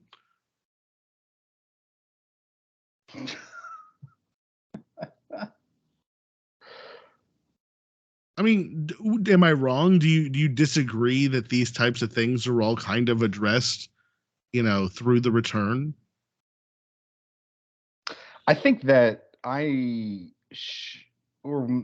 think that maybe we should have done this episode by episode rather than season by season, because Dan, there's so much here. And since I finished the return, I went back and watched the pilot, and there was so much there that was there right from the beginning, and I just didn't see. So I think that's a big reason why my comments here need to be taken with several big grains of salt, which is just, I got to be honest, I miss a lot. Well, the first time I watched it with Christy, I remember her walking away saying, "This was an interesting show. I didn't get a lot of it." And I remember her kind of being upset at the end of the return. Kind of like, I didn't get it. It was confusing. This time through, like, we talked a lot. She took a lot of notes. We went over a lot of different things. And with that final scream, like, she looks at me, she's like, "I fucking loved it. I was blown away." And so that's kind of part of the cult mystique of Twin Peaks, is that the first time it's a bit of a culture shock. And then if you're willing to go back through, then it's like you start seeing these things. Like you said, Jay, going back through now with everything, every single piece of the puzzle, how much are you aware? When you watch Leland and see the way he's acting, do you see it differently this time? 100%. Yeah. Do you see Sarah Palmer's performance and why she can see Bob differently this time? That, to me, these types of things is why Twin Peaks is really fascinating, is that even if the return is not what you wanted, it still adds to the lore. It adds to the universe. It adds to the mystique and mystery. And then when you go back and view the old content through the lens of the return, you're given more. Now, I will say the final dossier is very, very good because Coop alters the timeline. By the end of the dossier, Tammy is forgetting that Laura was murdered, and all the records and the newspapers are saying that she just went missing, and that Leland killed himself in this new timeline out of grief, and things like that. So Coop was successful in altering the timeline, but the timeline, they're gone, right? It continues on, and the story does happen, and everything that plays out. But now Laura's a missing person, an open case. It's no longer a murder. So, and at the end, Tammy is like, I'm looking back at my notes and seeing where it's talking about a murder, and I can't get my mind straight. So we see through the final dossier that the effects of the return are having a change on the memory of people of Twin Peaks based off of what happened. So Cole is supposed to remember, right? Isn't that Was what that- Jeffrey said? Jeffrey said that Cole would remember. He's like, Cole's the only one that's gonna remember the originals. probably. What he said. But also, like, in a certain sense, does this repeat? Does this story repeat? Why does the giant say, "Remember Richard and Linda" at the very beginning? And that's one of the final things that we run into. Two birds with one stone. Also, what Coop says right at the ending when he's going in after Laura. So that to me begs the question: like, is this loop going to repeat again? Is it all going to start over? Coop's never going to stop trying to save Laura, and Laura's never going to be saved. I could see it because it's like fireman dude knows the future, but he never tries to help or stop it. But like everyone's still surprised. Yeah. Like he gives them the numbers 253 and 430. I think at the beginning of this season. Yeah, very beginning. He knew 430 would happen. And I feel like there's other parts where they've known what's going to happen, but then people are still surprised. Like Mike is still like, oh, the doppelganger was supposed to come back. I don't know why. Like something's wrong. Like there's like a duality where they all know what's supposed to. It's like they know the future, they know what's going to happen, and the results, but then they're still surprised as it unfolds, which is like confusing to me. Could it be that they expect it to unfold a certain way because it's unfolded certain ways in the past and this time was different? Like, I know that Lynch is into Buddhism, he's into transcendental meditation, and Nirvana, the concept that life cycles over and over again, and you break the cycle of reincarnation to enter into Nirvana. Like, could this duality, this cycle of good and evil that seems to perpetuate over and over again, is Lynch kind of saying that hey, at the very beginning, we've already been through this.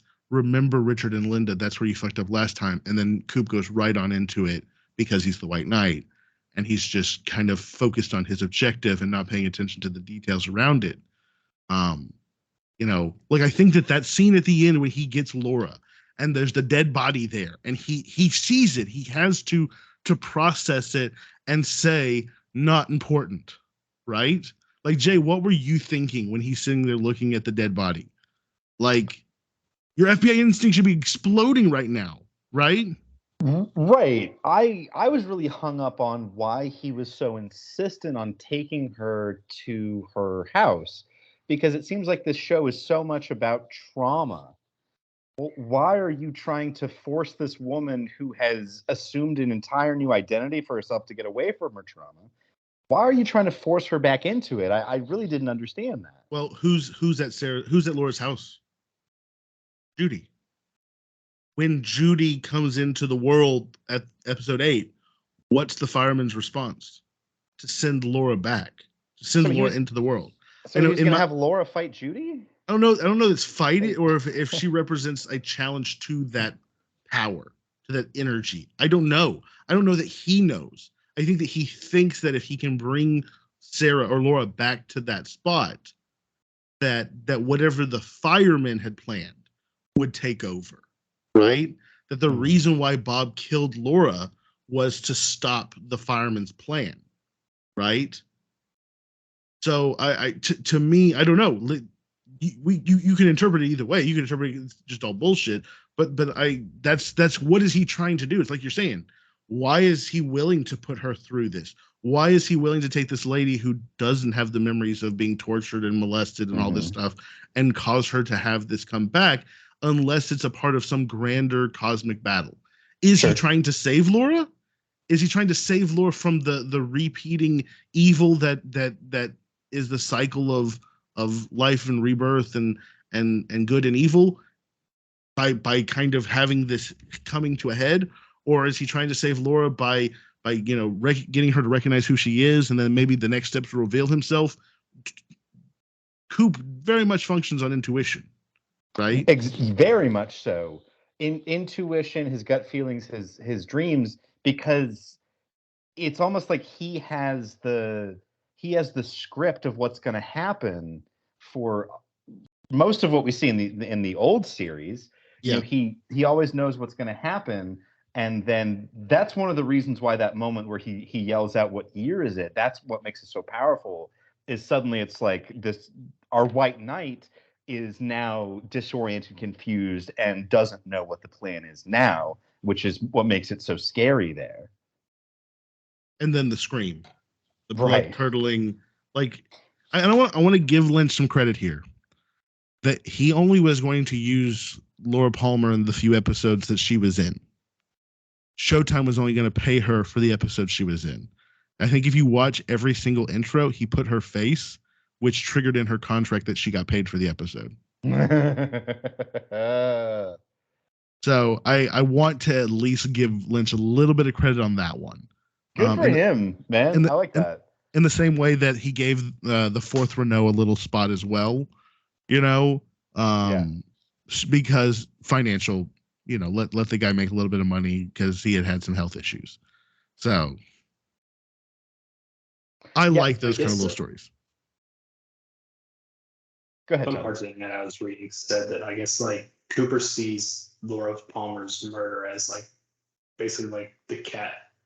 It sets off like a sickness, like a disease for the town of Twin Peaks. So he's trying to cure Twin Peaks by like stopping that from happening. Like it unleashed all of like the horrible things that happened in Twin Peaks. So he's like trying to stop it by preventing that event. So I'm guessing that's why he thinks bringing her back, like he prevented her murder, and if he brings her back, then I guess the town can be whole again or something.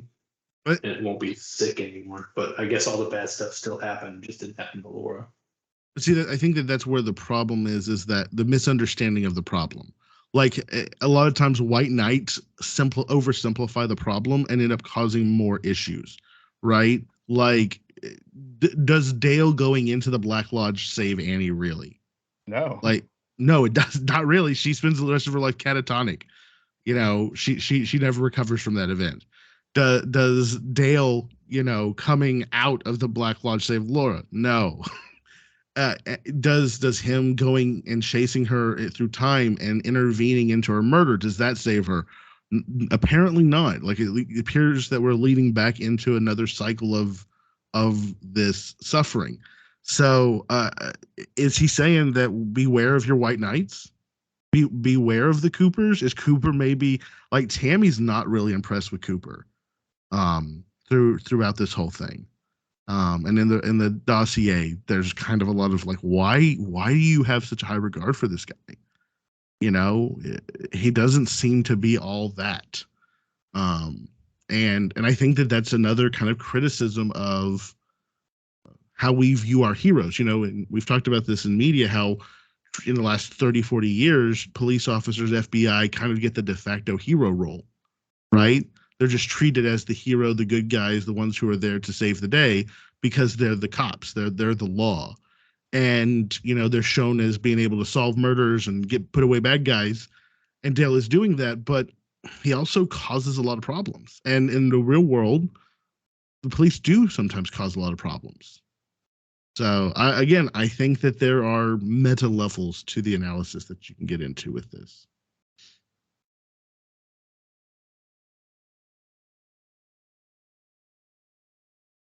Okay, I got one last one. Sorry about my mic. I got one last big question that is something that I'm curious about. The green ring that kind of shows up in and out of this whole story. It seems to be that it has to go onto your left ring finger.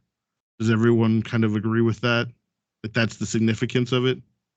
And it kind of auto teleports you to the black or the red room. If you're like dying, it apparently takes you to the red room, I think is what it is. Like, I think that's why Laura gets sucked up to the red room.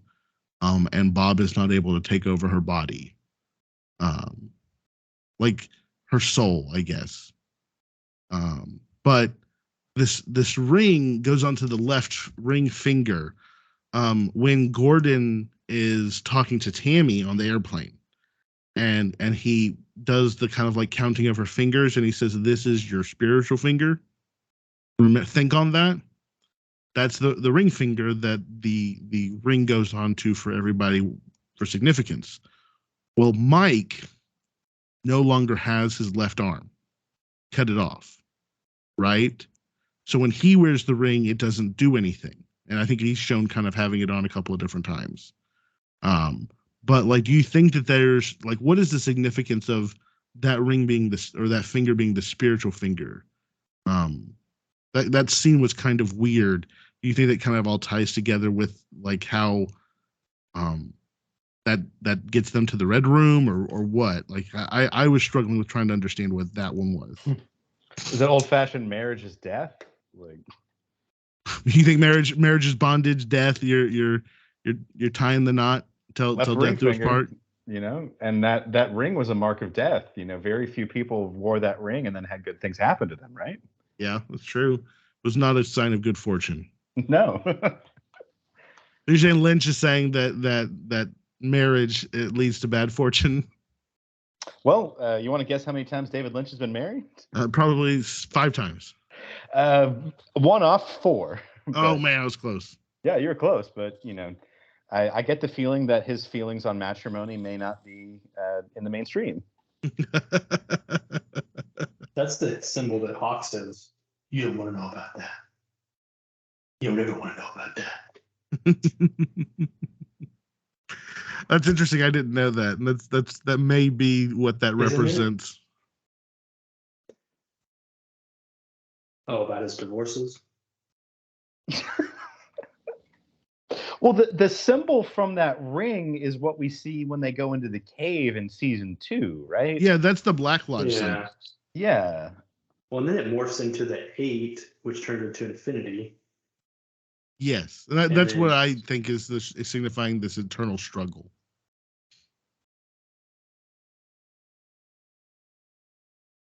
Lynch said that that all the answers are there if you're paying attention. That's what he always says, isn't it? It's true. Well, I mean, I think if you're the filmmaker, you've got to say that, right? Like, you can't tell people, oh, hey, man, like, yeah, I gave you the 1,000-piece jigsaw puzzle, but I only gave you 900 pieces, sort it out yourself. No, as the filmmaker, you're going to say it's all there. Figure it out. Mm-hmm.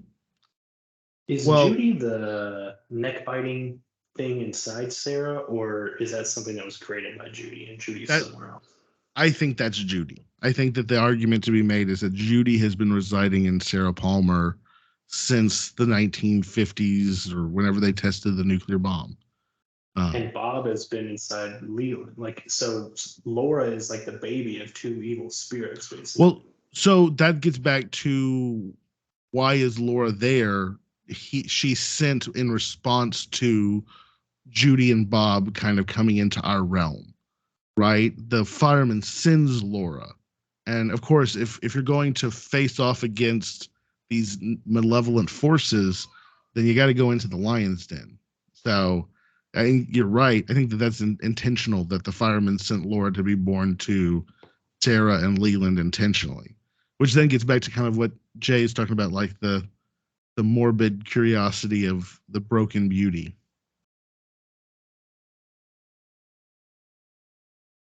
I do want to pay respect to how beautiful this show can be. And Aaron, you've used the words art and artistic several times over the course of this, and just how artfully created this show can be. And one frame that really stuck in my mind so much, it was fleeting, but it's when Doppelkoop is being released from prison. And just the shot going down the cell block hallway with the lines all converging and the black and the gray and the white. And then Doppelkoop steps out and menaces the camera. Just beautiful image that overwhelms your senses in a way that was really enjoyable. So I do want to pay credit to that. I felt like there were a couple of sequences that I felt visually were stunning. And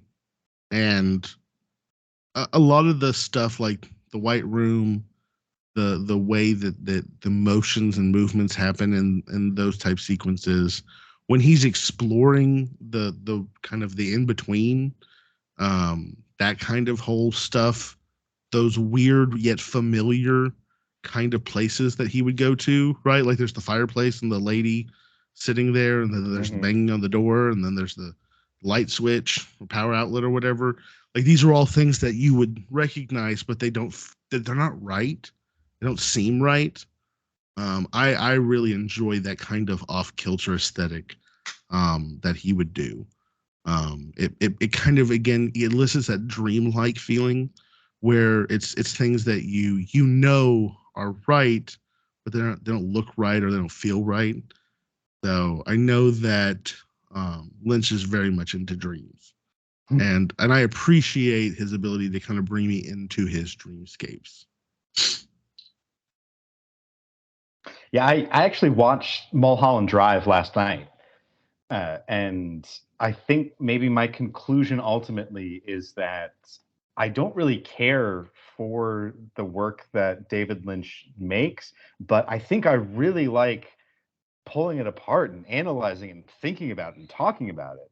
'Cause ever since I watched that movie, I don't really like it, but I can't stop thinking about it. And that's something unique, right? Like Yeah, I've seen lots of absolutely. movies that I hated, and the next day I stopped thinking about them, right? But something that leaves you unsettled or feeling off, or like I didn't really care for it, but you can't stop thinking about it. You can't stop wondering about why these things play out this way. I think that that is the beauty of kind of his absurd storytelling style, right? Agreed. It's weird to enjoy something that you didn't like, right? That yes, and that's the perfect way to put it. I just embrace it now. See, that's my thing is that I've gone into the weird. I've seen the weird shows. I've watched a bunch of dark humor, surrealist humor, and for me, like if you just embrace it and accept it for what it is, and then delve into it, it's fun. It's fun to play around with these concepts, analyze it, break it down.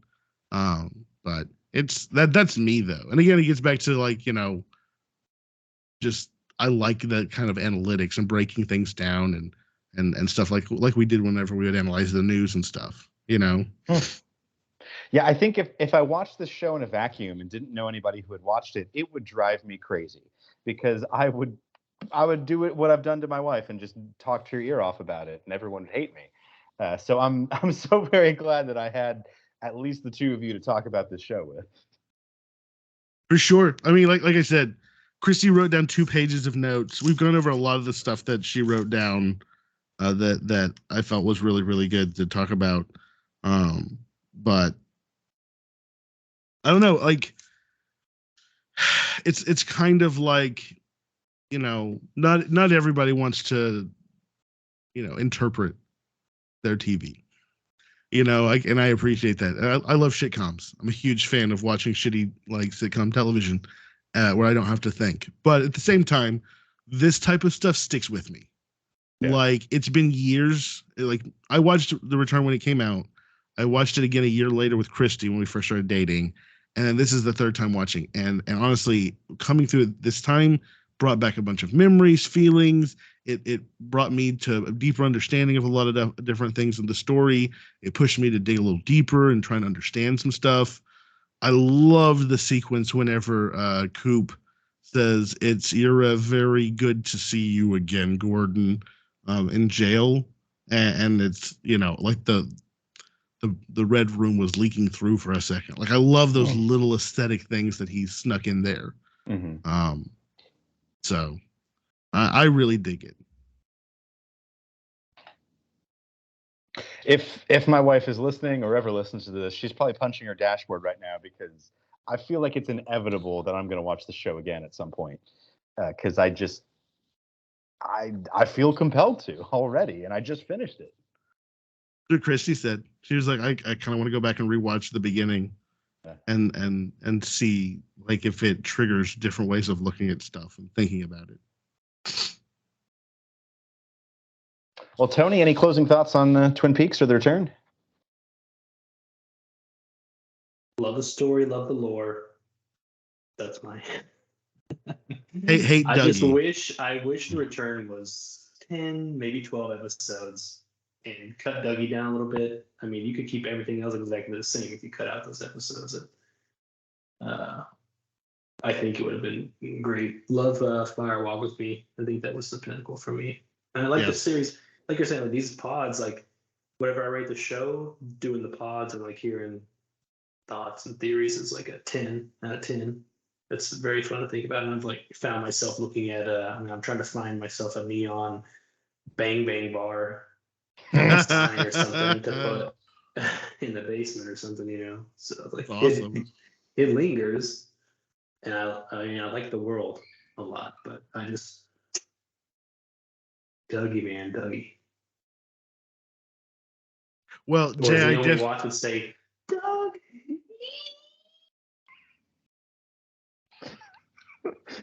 Thank you for that, Tony. I will say this soundbite for next week.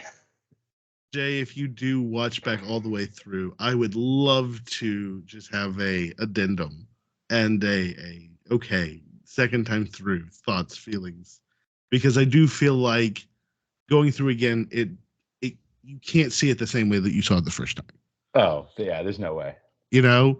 So to me, that's like I said, I get excited about this because it's something different. And I can't say that there's anything quite like Twin Peaks. No. Like at the end of this.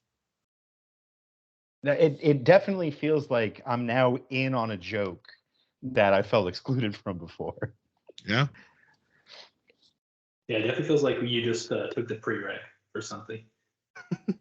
And maybe the advanced course is watching it again. But yeah. Well, I would. Sorry, go ahead. I did also watch on Tony's recommendation Dual Spires, the episode of Psych with all the Twin Peaks references. And I hate Psych, but that episode was great, and it was chock full of references. Yeah. Well, isn't Laura Palmer and Bobby, aren't they in it? Yeah, and Orchid Guy. And Leland, like everybody's in it. But Leland's in other episodes of Psych. Like, oh, I guess I don't know that. Yeah, he plays a priest. Gotcha. Yeah, but you know, isn't Audrey a librarian? I haven't seen an episode. Yes.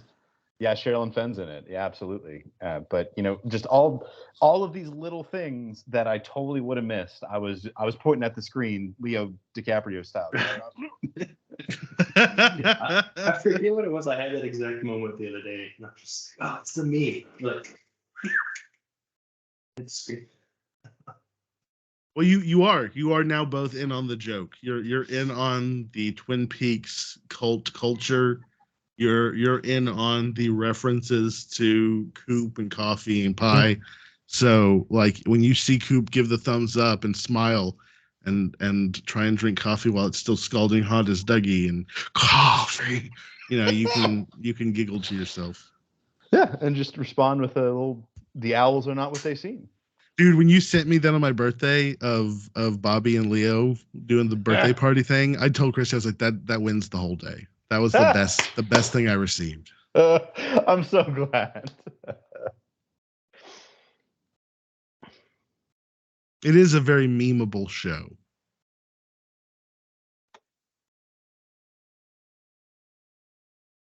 So, well, I think that we all know my final thoughts. I'm enamored. I feel like we've heard Jay's and Tony's, but do we want to give a final rating now that we've seen it, we've experienced it all? Like, can we quantify what just happened?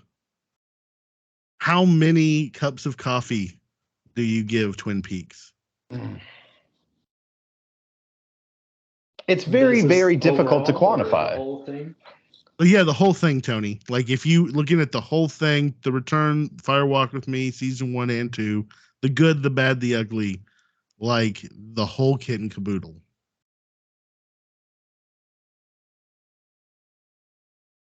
It's got to be it's got to be high, even though I've made my position clear on Dougie. I don't know. It's like it is like someone needs to watch all the things we just watched. Like if they're gonna start, they need to go through the whole thing, and then they will be happy that they did. I'm happy that I went through the whole experience. But like, does my rating need to reflect that? I don't know.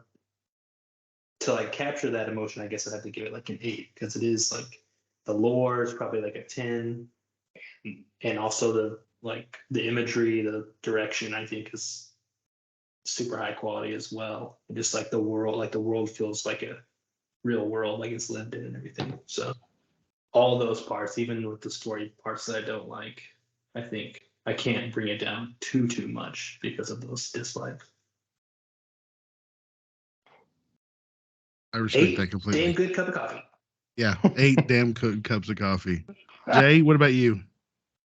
It's so very difficult to quantify. And take everything I've said with a lot of grains of salt. And also remember, I don't like horror. And this, especially the return, at times was very scary and gory. We see a lot of brains get splattered here.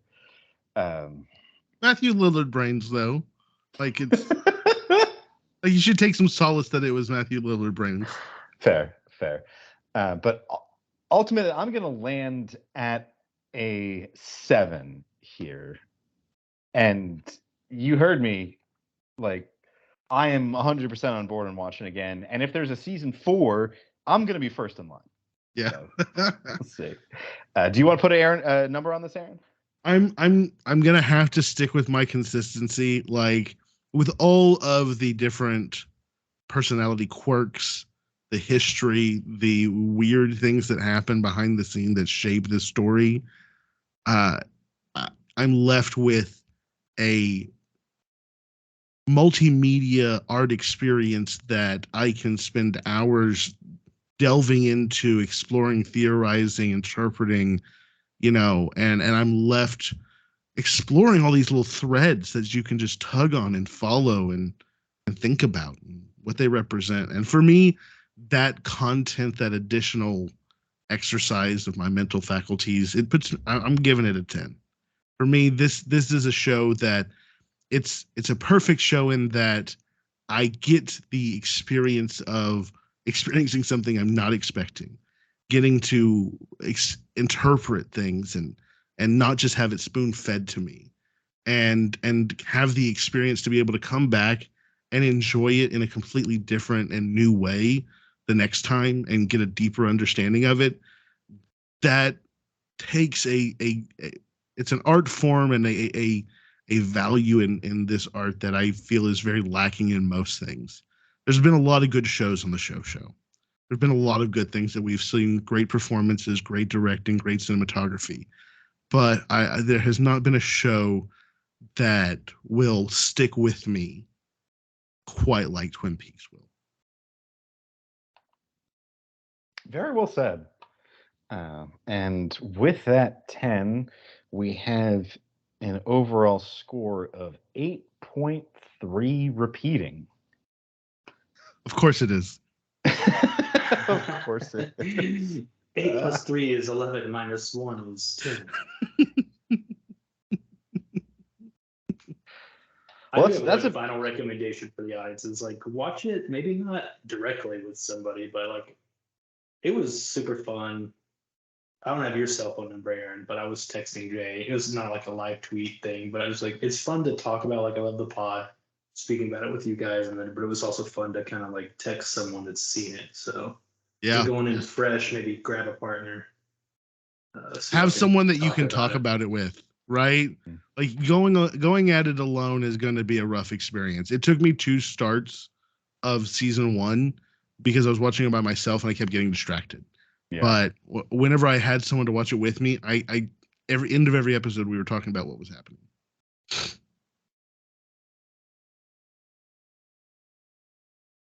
Well, yeah, sorry, this Jay, go ahead. I'm sorry. No, this. No, I'm just gonna apologize. Apologize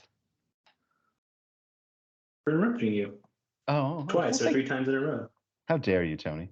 No, but I was just gonna say this has been 50 episodes of a ton of fun and just a really great time with you guys, and I have enjoyed every minute of it. I'm looking forward to 50 more episodes and far beyond. Hear, hear. So next up, we've actually already selected our next show. It's going to be the brand new 2022 Paramount Plus series, Star Trek: Strange New Worlds. So be looking out for that in your podcatcher of choice next time. I'm super excited because I've also watched the new series, the new season of The Orville, and I'm really interested to compare how current Star Trek and Orville, which is clearly it started as I guess a parody satire. We've watched it on here, but has kind of transmogrified into its own little space, adventure. Yeah, it credits itself now as inspired by Star Trek, created by Gene Roddenberry. So yeah, it's very much in that vein. So yeah, I've actually just started watching the Orville a couple days ago, the new season, the New Horizons thing as well. So I'm stoked to talk about that as well. Me and Chrissy just finished it. I'd love to maybe put that on a future docket to go back around to see what how they revamped the Orville. Yeah, very excited. Well, very good. Hey guys, I really enjoyed going through this with you guys. It's been a fun project. A lot of time, a lot of effort, a lot of labor. I kept on telling Christy, I was like, I'm just not going to pick a show for the next 3 times. And Christy was like, I'm pretty sure Jay was like, I want to do this. Let's do Twin Peaks. So she said, remind Jay that he was like, I'm down to do this. Yeah, I'm the one who brought it up. I'm never going to deny doing that. No, and like I said, it was a blast. It was a rare opportunity. Very, very rarely in life will you have a chance to just sit down and blaze through Twin Peaks like this. Yeah. And I thoroughly enjoyed it. And I really enjoyed getting together with you guys to talk about it. Yeah, for the 50th episode, I wanted to pick something that was iconic in television history, and I think we succeeded there. Yep. Sorry to cut you off, Tony. No, I just said same. It's been a lot of fun. Yeah, I don't know, everyone's heard of Twin Peaks. I can't think of another show. Like you said, iconic. What is in that tier? I don't know. It's Twin Peaks kind of pervasives all pop culture, even for someone who's never even started to watch it before this podcast. So pretty unique. Mm-hmm. Absolutely. Well, it's funny that the Wheel of Randomonium chose Strange New Worlds for our next show, because if you remember, my other suggestion for an iconic piece of television history for the 50th episode was the original Star Trek series. So maybe 100. Maybe 100, yeah. What was the original run of Star Trek 1? It only ran for, I think, 3 seasons for a total of about 70 or 80 episodes. I remember it's 60, 70 episodes, something like that. So yeah, I'd be down. I would go through and watch that. I've watched some old 60s and 70s television, and just some of the acting and special effects are so ridiculous. It was a different time. Different time. You have sex with all the aliens you want. Riker style. It's Mass Effect style, baby. All right, looking forward to all of that. Looking forward to talking about that with you two guys. So I want to thank you, Aaron, and thank you, Tony, for joining me in all of this. And to all the viewers out there who view and listening, we love you very much. And we hope you hang around with us for 50 more. So we'll see you next time on the show. Salutations, Internet. Bye-bye.